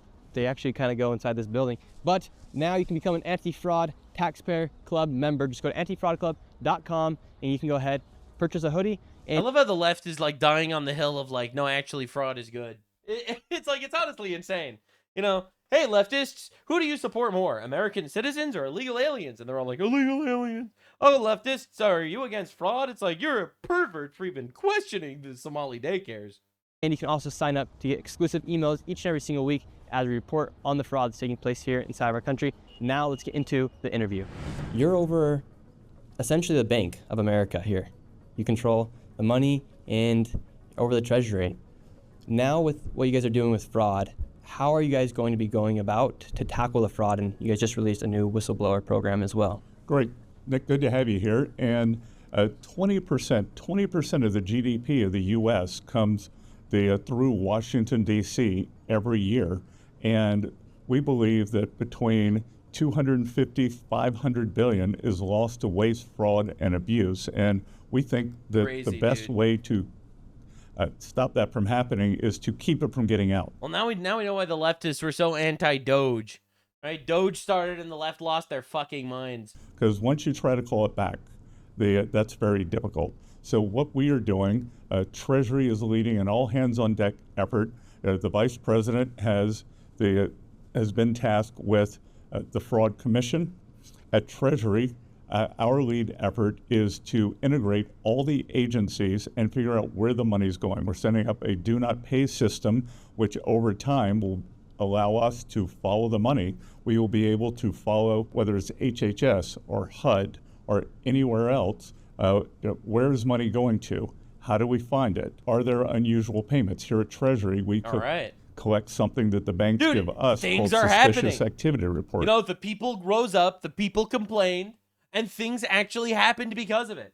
Like, this task force is as a result of, in my opinion, social media conversation. You know, from Nick Shirley's videos to Asmongold or me or anyone else that's talking about it. You know, this is really an offshoot of the little people finally addressing things. Like, I know it's cringe to say, but you matter. I mean, obviously, on a cosmic scale, you matter. God created you for a reason. Sure, absolutely. Don't. But you impact American politics. All right, and that's insane. SARS. So can we overlay the suspicious activity reports on top of these unusual payments, which we've been able to do in Minneapolis? And prior to this, what was the government doing to make sure that money wasn't going to fraudsters? Great question. Look, unfortunately, it was the opposite. They weren't fucking doing anything. They were the fraudsters. Under the Biden administration, to get money out during COVID, they took down all the guardrails and they never put them back. Dude, I'm telling you, man, COVID was one of the biggest scams in the history of our planet. Yeah, that scam was fucking diabolical. Bobby Kennedy. I don't think that they used it to, you know, inject us with microchips or whatever the fuck, you know, those guys were saying. But, dude, the fraud, the fraud. And also, I think part of it was just the fact that they could just lock down an entire country. They could just fucking lock down a whole country and enslave you just so easily. He said at the inaugural day of the anti-fraud task force that the vice president convened, he said at HHS they had 60 people charged with preventing fraud. The Biden administration, they have fired all of them. Wow, so, dude. again, the real thing is to keep the money from going out the door to the fraudsters. Very difficult to recover it. But one thing we are trying to do with recovery. Very difficult to recover it. We would need to send rescue missions to Somalia. That's right, ladies and gentlemen.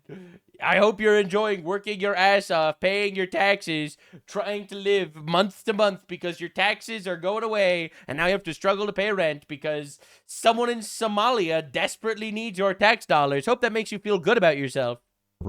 Is anyone wants to go to treasury.gov, we now have a site for whistleblowers. You can make up to 10%, 30% the reward for the money that Treasury that's so recovers. Awesome. That's crazy. It's like a bounty hunter program. It's like actual open season on fraudsters. Everyone's invited. So nothing comes out of the pockets of the American taxpayer. It's if you help us bring money back to taxpayers, we will pay you a bounty in essence. Bro, it's kind of like so when sick. we started having all the problems God. with suitcases at airports, on trains, on buses. If you see something, say something. So what we're asking American citizens to do now is, if you see something unusual, say something, and we can reward you for it. Is it fair to say that for the past 4 years, we were getting looted from fraudsters, as there wasn't really any guardrails to stop the fraud? That's 100% accurate. The American people are the most generous in the world, but American society, all societies and communities are based on trust. And if you lose... Well, not all societies. I mean, have you seen Africa? Trust at the very basic levels, that the citizens don't trust each other. Look, I don't want to be rude here. This is going to get bordering... Some people are going to take this in a racist way, and that's not how I mean it at all. But before British colonialism, Zimbabwe were people in little mud huts throwing poop at each other.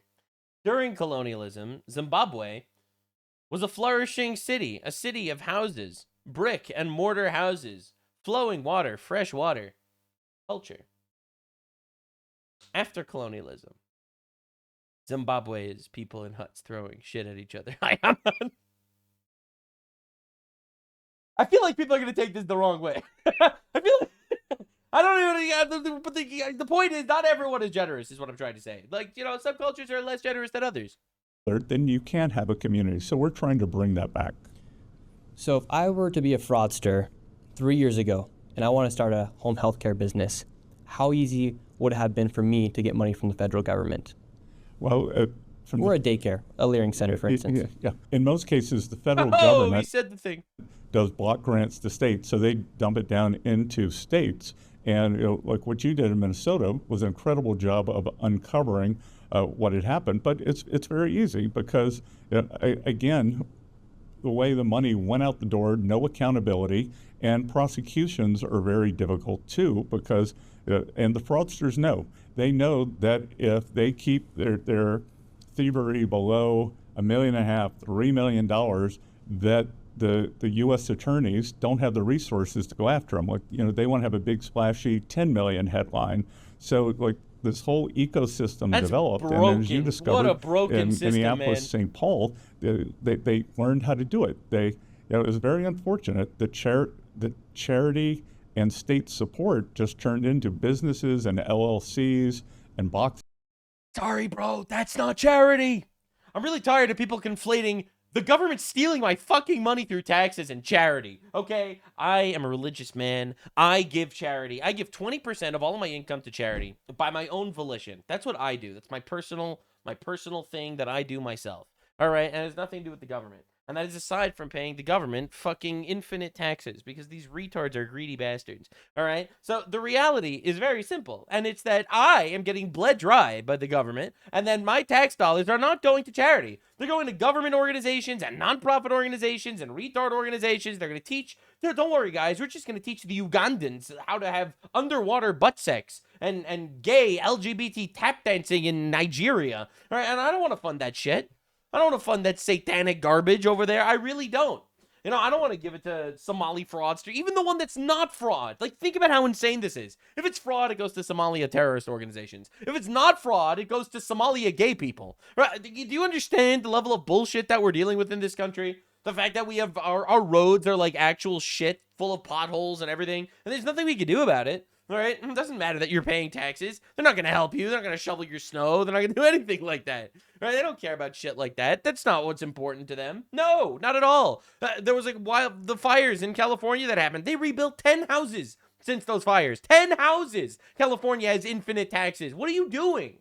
Like, dude, charity comes from the heart. It comes from the fact that you want to give. That's charity. Taxes are an obligation. They are inherently not charity. All right, and I'm really tired of the government constantly trying to mix the two. Like, oh, the government's the good guys. We're just redistributing the no, it's not charity. Fuck you. Sorry. I don't care if you're Republican, if you're Democrat. All right, in my opinion, the Democrats want more taxes, so they're just bigger thieves. The Republicans want less taxes, so they're smaller thieves. All right, that's where I'm at. Get out of here, bro. And empty storefronts. Because in Minnesota, you had these daycares, $1 million, upwards of $3.6 million, but it was kind of in that area of $1 to $3 million, where prior they weren't even chasing after fraud. That was over $1.5 million. Now will that fraud get chased down and those people be prosecuted? Oh, we are in the middle of that. We are actually going to the auto dealers, and we're asking to see the financial records for their finance subsidiaries. That's huge. If you're receiving public assistance, how do you have a Mercedes? How do you have a BMW? That's right. So we will track that down. Nice. We're also doing a much better job now because the real problem was all areas of government weren't talking, whether it was the agencies here in D.C. or the money was passed on to the states. And what we're really going to push for is transparency, because it was some level of transparency that allowed you to go to all the allowed you to go to the home health care out in LA. But I've spoken to reporters from all over the country, but let's take New York City, for example, especially egregious there. Newspapers there, mainstream journalists, citizen journalists want to do the right thing, but the state or the city doesn't want to give it out. So we are... It's unacceptable, honestly. Like, if I'm paying my taxes, I should know where the money is going, right? Like, I should be able to understand what the government is doing with the billions of dollars that they're actually playing with, right? Like, just think about it. How unbelievable is this? And then they claim it's a charity. They're like, oh, yeah, it's super charitable. Anyway, we're not going to tell you what we're actually doing with the money. We're asking for transparency, and I think every citizen should demand from their elected officials, whether it's a red state, a blue state, whether they are far left, far right, right down the middle, that their elected officials give them transparency. Absolutely. And we want to make sure that this should be a law. I don't even think this is just about like, oh, I think that certain people should be able to complain to their politicians. This should be a law, man. This is our money. I worked for this money. This is my money. Now the government is strong-arming me into giving them the money. At least tell me what you're doing with it, man. Like, I think it's insane that it's not transparent. Money is going to where it's supposed to go. Because, as we saw at the round table out in Minneapolis, because a lot of times when these things get shut down, the money doesn't go to autistic children like it's supposed to, or it doesn't go to our seniors who are supposed to be helped out. And essentially, if the government and if the local governments and state governments don't make the information public, nobody can actually go and do what I did in Minnesota, or go out and do the fraud finding. So what does it say about these local governments, state governments, when they don't want to make that information public? Well, it says that there's likely a daisy chain there, that where that there's political patronage, there are political cover-ups. That there's some reason, because everyone that you swear an oath to your office, whether it's to your city, to your state, to your country, to do the best you can. And if you're enabling... Yeah, Zoran Mamdani swore on the Quran. This, you're breaking your vow to the people. Oh my! A politician breaking his vow to the people? Unheard of. Truly unheard of. So Yo, what are you gonna? You're telling me that politicians might not be truthful? That's fiction, bro. What are we talking about here? A good steward of capital would want to have the money go as far as it can. You would want to help the people in your district, in the country. So I think there's a big chance for a sea change here. And look, I hope the Democrats on the other side of the aisle want to join us in this, because fraud is not political. This is the most bipartisan shit in the world, unless one party is engaging in fraud a lot more than the other. Imagine that we could save $500 billion. We could pay down debt.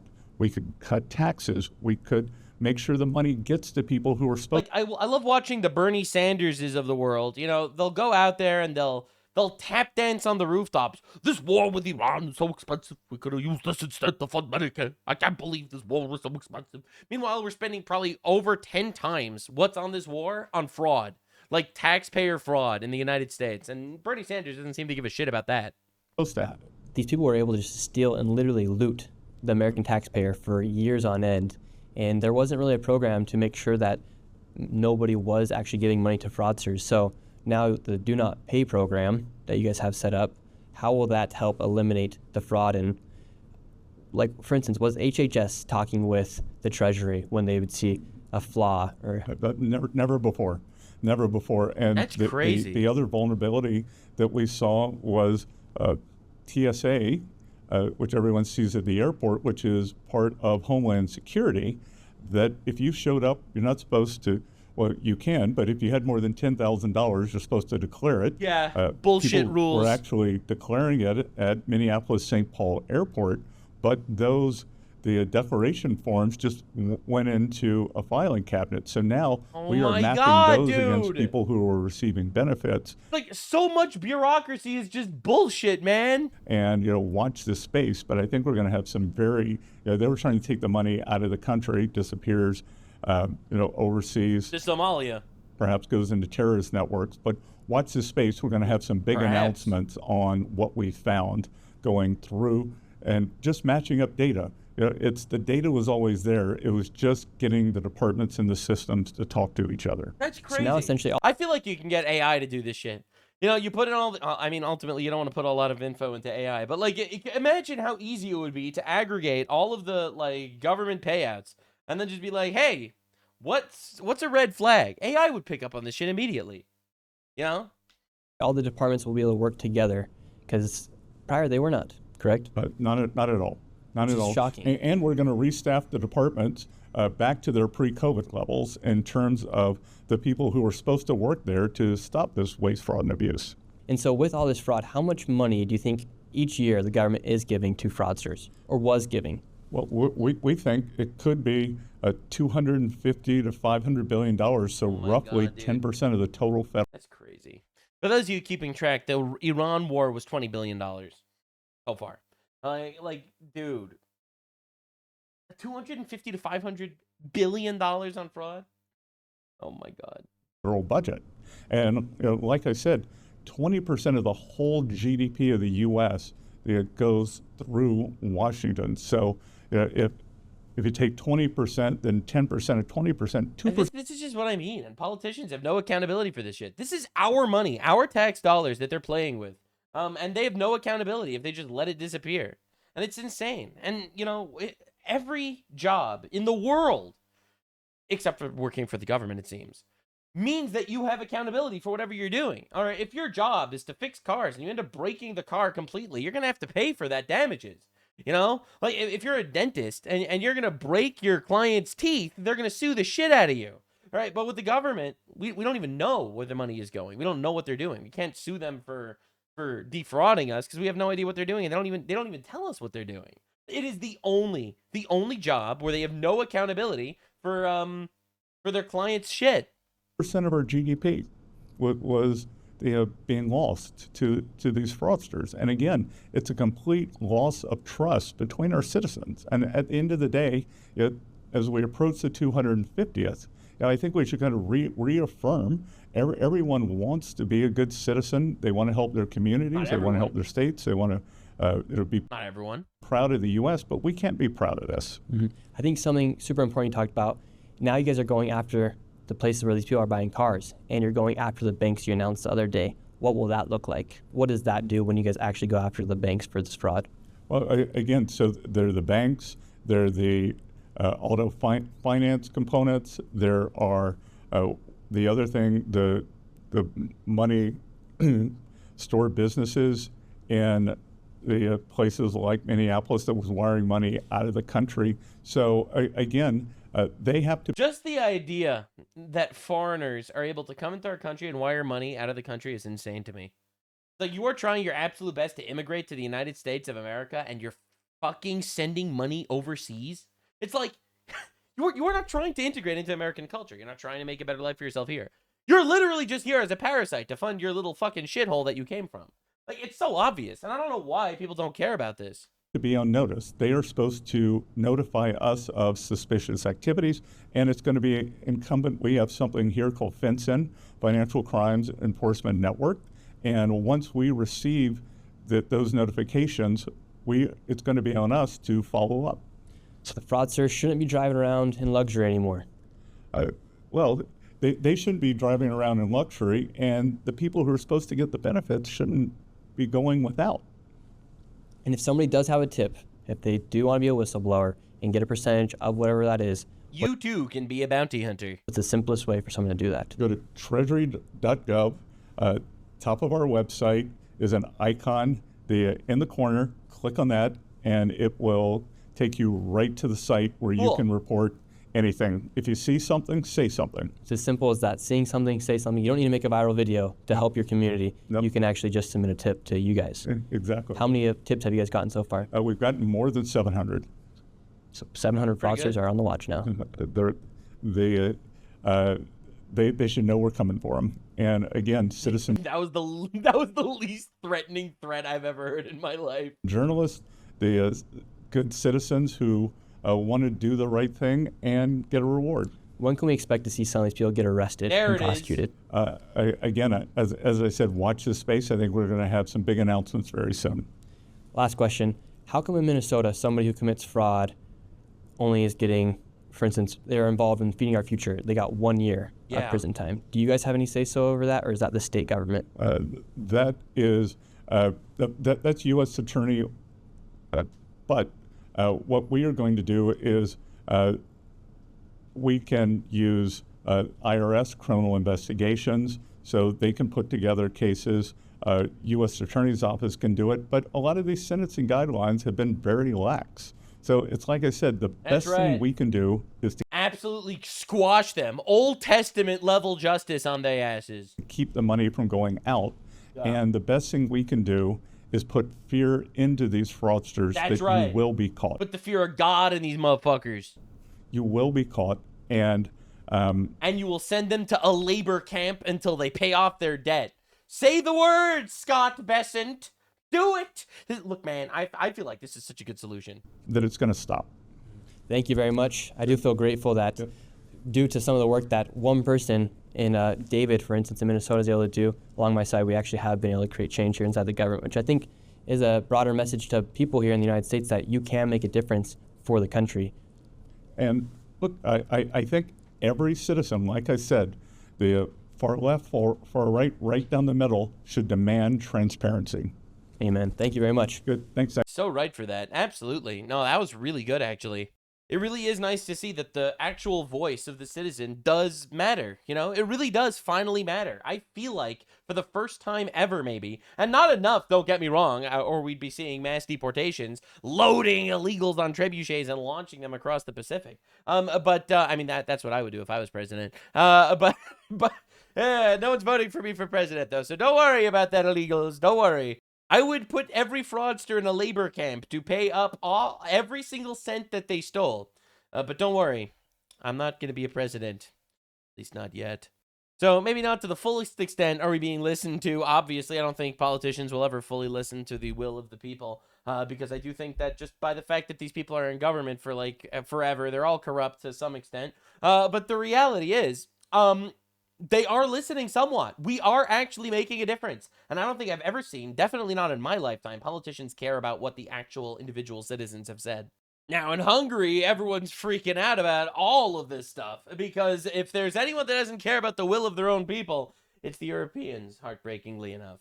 Now, in Hungary, there was an election that just happened that honestly was absolutely devastating.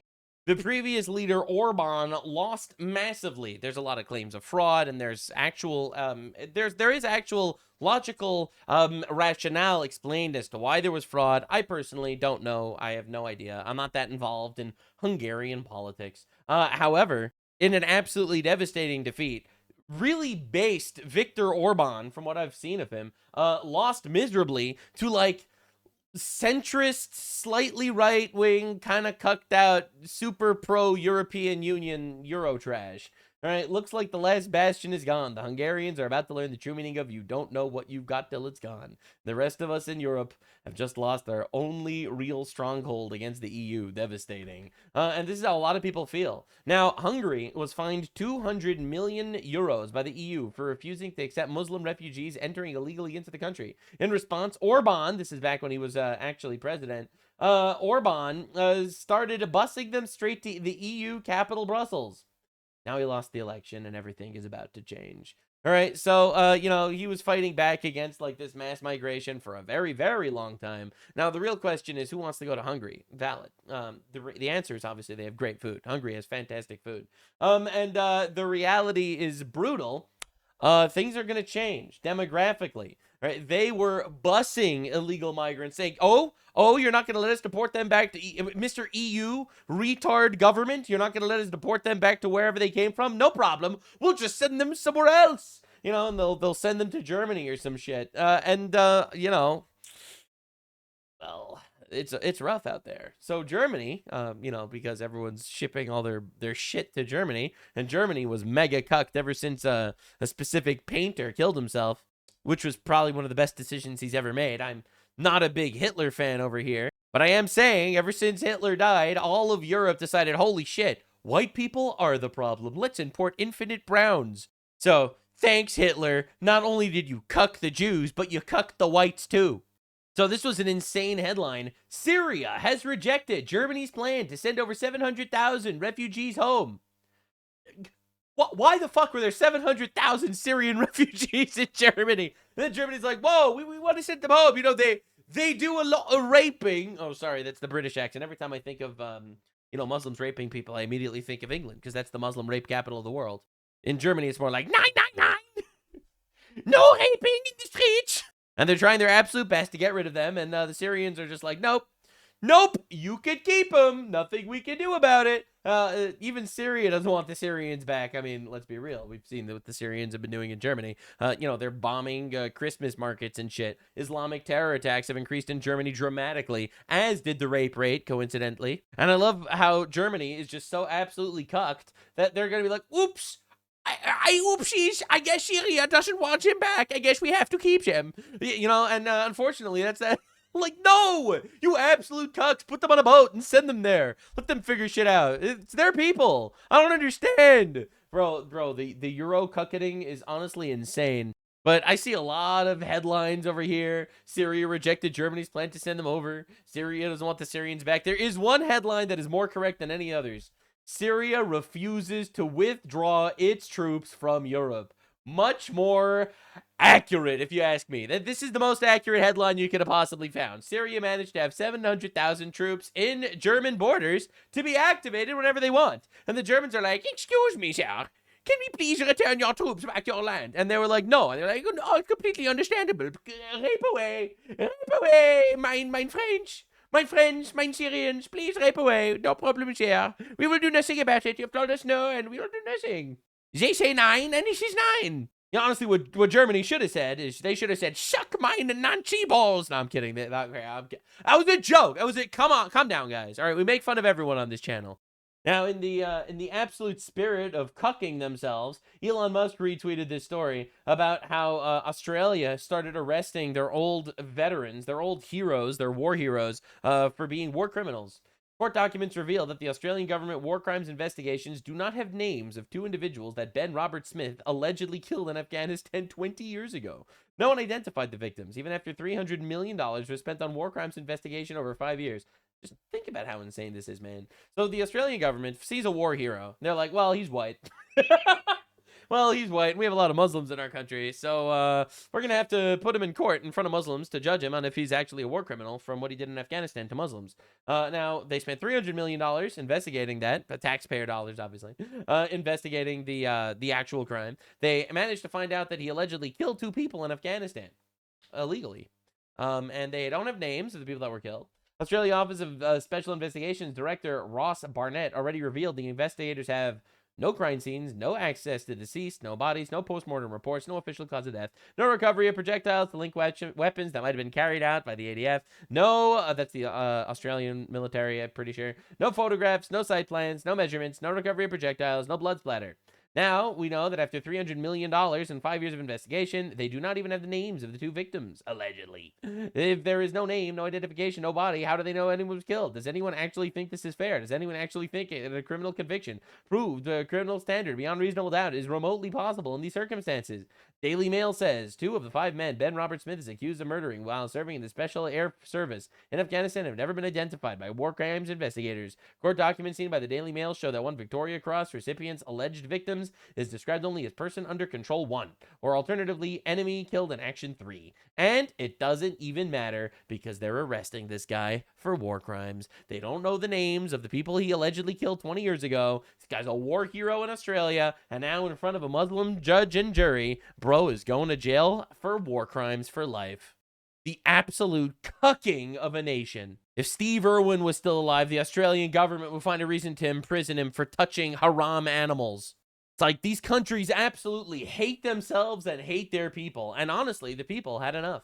Apparently, there's been an entire war. I'm pretty sure this is in Ireland, where the farmers are going up against the actual militaries, fighting back, saying, yo, this is our land, dude. Like, everyone's tired of this, man. Everyone's so tired of, like, the lib cucketing of the world. No one wants to deal with this shit anymore. Like, 2026, year of the Great Crusade, give us our countries back, dude. And that's why I was honestly just shocked at the Hungarian election. Like, the absolute devastating defeat. Ireland is going into its 4th night of fuel protests, and I guess Hungary didn't know what they were missing. Right? Hungary didn't know. They didn't realize, right? Because they actually had a decent leader for the last 16 years. So they didn't actually really know the fact that what it's like under a centrist party. Under a centrist party. Yeah, just like England is under a centrist party. Only are they fighting their own police or Gordy. Apparently even their military is getting deployed to defeat their formers to protect their taxes. Dog!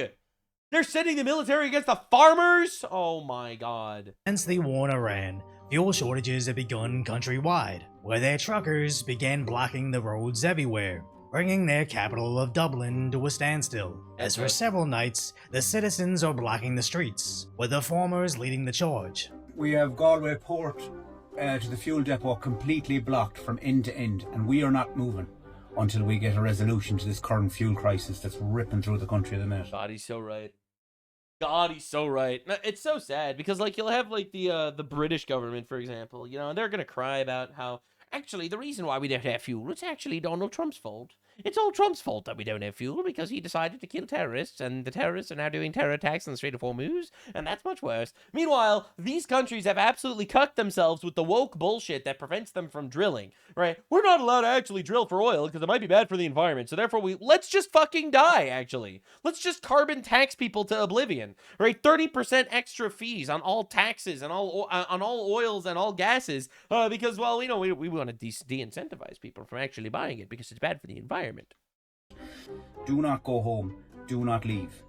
We have one chance here, and we have to grasp it with both hands. Now, I'm no fan of stopping the streets to accomplish something politically, but there's a stark contrast between pleasing pink-haired, unemployed behavior and the blue-collar farmers that literally feed you, as society could... No, I think there's a pretty fundamental difference also, because these farmers are not just like regular farmers. They are fighting back against a tyrannical government that's stealing their money. The blue-haired feminazi retards, they disagree with policy, so they decide to firebomb police officers, you know, to protect pedophiles or whatever they do. Like, this is not remotely the same, in my opinion. Not all standing in the middle of the road and annoying the shit out of people is created equal. survive without liberal activists forever, but without farmers, we'd collapse within a week. But rather than catering to them, the Irish sent out their police. That's right. Arrest the farmers instead of removing the bullshit woke carbon taxes. And mass standoffs appearing to be outnumbered 10 to 1. Peaceful protest, lads. Lads are linking up. There's 10 tankers coming down the road, getting a full guard escort. There's a tanker there waiting already. The tankers are just around the bend over. Absolutely nothing can get through now. RTE and all the other media outlets are reporting that the guards are taking back control, the guards have lost control. So as of yesterday, they warned the citizens, move or face the full rigors of the law. By targeting critical infrastructure such as fuel depots and refineries. What do you mean targeting? Did they shoot it with a missile? What do you mean targeting? These are no longer protests, they are blockades. This is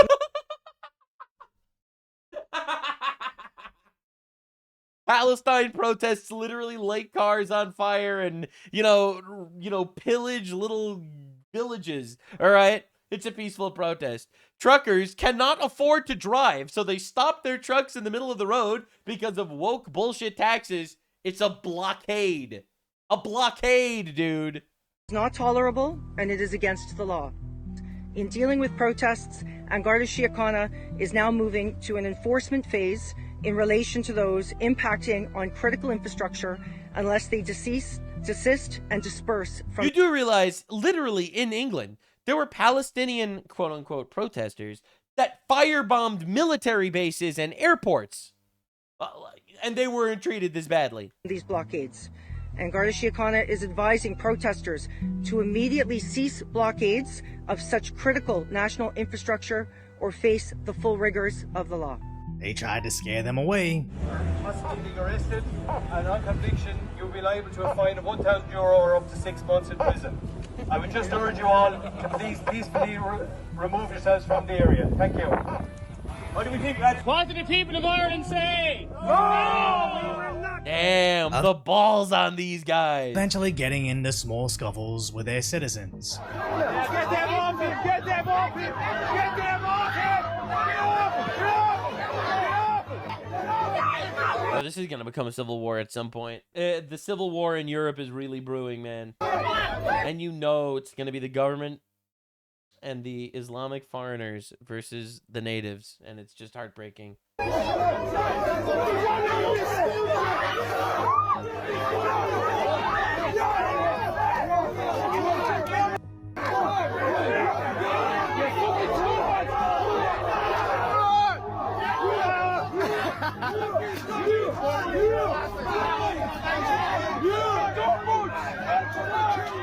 Now, crazy. whenever a clip begins the second of the assault, I automatically assume the context was purposely deleted. Yeah. But still doesn't detract from the fact that these arrests will only make it worse. Escalating everything, as they're now deploying their military. The numbers have swelled significantly. That's like all their military, too. There are hundreds of people here, and they say they are not going away. The impact of the fuel blockades across the west of Ireland is really taking effect now. There's no diesel in Achill, no fuel in Balmullet, queues in Erris, queuing for fuel. There is a need to respond and to respond effectively. The Defence Forces will always and can always, through their mechanisms, through the aid to civil power, provide that support. That request was asked this morning of the Defence Forces, and they have responded immediately, and they will, of course, through engagement with the Defence Forces, respond in the most appropriate way. But where we have capabilities that Garda Síochána may not have, and they've asked for certain capabilities for this particular operation, and we'll provide them. I can't go into any details of where those operations are ongoing, but we will. This is big. Garda Síochána. I didn't even realize it was this big. I knew that they were using the military, but that's crazy. Ireland is maybe weeks away from complete collapse, and their justice minister can blame outside actors all they want. It won't change the fact that at some point, the Irish government will need to serve the Irish citizens, as the protesters are nowhere near defeat. Especially because Ireland is like giga libtard woke and everything. Like, it's crazy. Every time I see some shit come out of an Irish politician, I always roll my eyes. Not gonna lie, sorry if I have any Irish guys watching, but your politicians are fucking horrible, man. My answer to the army coming in the streets is we have actually a bigger army. So we're not afraid of the army. Whoa. We're angry contractors, plant hire men. The army will not move this protest, and if any vehicle is touched on that protest, there'll be 10 more to replace it immediately. With people pointing out their prison capacity is less than 8,000, as at this point, this is still a genuine peaceful protest. The media can villainize the farmers all they want, but as allegedly the gaudy cars are running out of gas, the protesters are given passage to fuel tankers that supply emergency vehicles, and even ambulances are free to pass their blockades. Wow, dude. This really seems... It doesn't really sound like a blockade anymore. It just sounds like good people caring about their country. Sounds to me like they're patriots. I'm not gonna lie. The Irish military has an unwinnable war, as more farmers are born in support. Reinforcements have arrived in Killarran, lads, with more on the way. This ain't moving tonight. Block it up and solid. And for anyone that doesn't know, there is 1000% an army recovery unit in the Garda station in Wexford. We need to block this place solid. Utilizing untowable logging trucks to block the roads. Even bringing in little horse carriages with kids driving in their own trucks for the cause. Crazy. With UFC superstar Conor Look McGregor. how peaceful it is. No firebombing, no looting, no broken windows, no toppling monuments. Oh my God. It's like right-wing protests, and it's just like everyone loves their country and comes together. And it's like left-wing protests is just like fucking terrorism.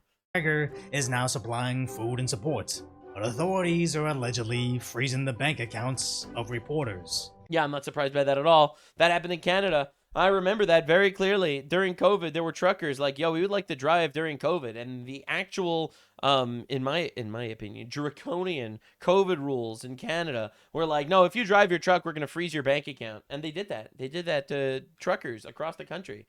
Unbelievable act of fascism, even though no one ever complained about that, and they'll just scream at Trump for fascism because he wants borders or something. It's almost like every single element of this is exactly the same as a freedom convoy in Canada, where the truckers block the roads over the lockdowns and mandates, so the Canadian government villainized, beat, and trampled anybody against them. Then not only debanked the protesters, but... That's crazy. That's I totally did not know he was going to go there. Anybody that dare support them. Yeah. Showing that even though Ireland's protests are about the rising cost of fuel, it's actually an uprising that's been a long time coming. Oh, As of course their cost of fuel is an issue, but just highlights how the Irish are being crushed by taxes to fund immigration services. There it is, every time. And we Dude, Ireland is a nightmare. Knew about Ireland's issues 2 years ago when a newcomer slashed several students. A year after that, the Irish anti-immigration movement has continued. Fast forward to this week, another mass stabbing occurred on Irish kids, where of course the Irish Times won't show an image of him, despite never having an issue showing someone's face before. As of course, hidden inside the article, the attacker is there it is, a Somali. Exactly Irish. And even when posted on hyper-left Reddit, all the top comments were angry over his multiple knife-related cases, still being let out on probation and never being deported. But more importantly, talking about the cultural incompatibility. So Reddit immediately locked down this conversation. You're not allowed to mention the fact that rapists rape. Mentioning that rapists rape is very offensive to some people that are pro-raping rapists. As mass censorship over this issue can only continue for so long, what started as a fuel protest might just be the flashpoint that unifies the other social issues, as everybody can get together over gas taxes, but then at that gathering you hear where exactly those taxes are going. Wait, there was another stabbing? I didn't hear about that. When did these tanks get here? And as these issues aren't exclusive in Ireland, they're in nearly every European country today. So whatever happens in Ireland this Hungary apparently week will likely be the same fate for the entire continent. So if he's right though. This is massive. It really is. This is an uprising. The public opinion is really shifting everywhere that had to deal with like these socialist governments that were like pro-terrorism, pro-Islam, pro-immigration, radical leftists for the most part, where, they'll squash you, they'll tax you to oblivion, and they'll use your taxes to fund rapists and mass murderers that they're bringing into the country to honestly terrorize your children. People are just really tired of this shit. There is an awakening going on, and a lot of people are willing to address things and talk about things that they were not willing to before. 2026, here the crusade. It's happening. Well, thank you for being here. This was today's deep dive on all of the things. I covered all of the things today in a very deep dive fashion, all the things. A really crazy one coming tomorrow. I'm pretty sure that there's some other insane shiz going on. Every day, another deep dive. I try my best. Very deep, very dive. We do, in fact, cover all the things in the way they need to be covered. Definitely subscribe, and I'll see you in the next one. Really appreciate all the support on the deep dives. You guys are awesome. What can I say? I read all the comments on the videos, and you guys are fantastic. So, big kisses to the people, and I'll see you in the next one. Bye!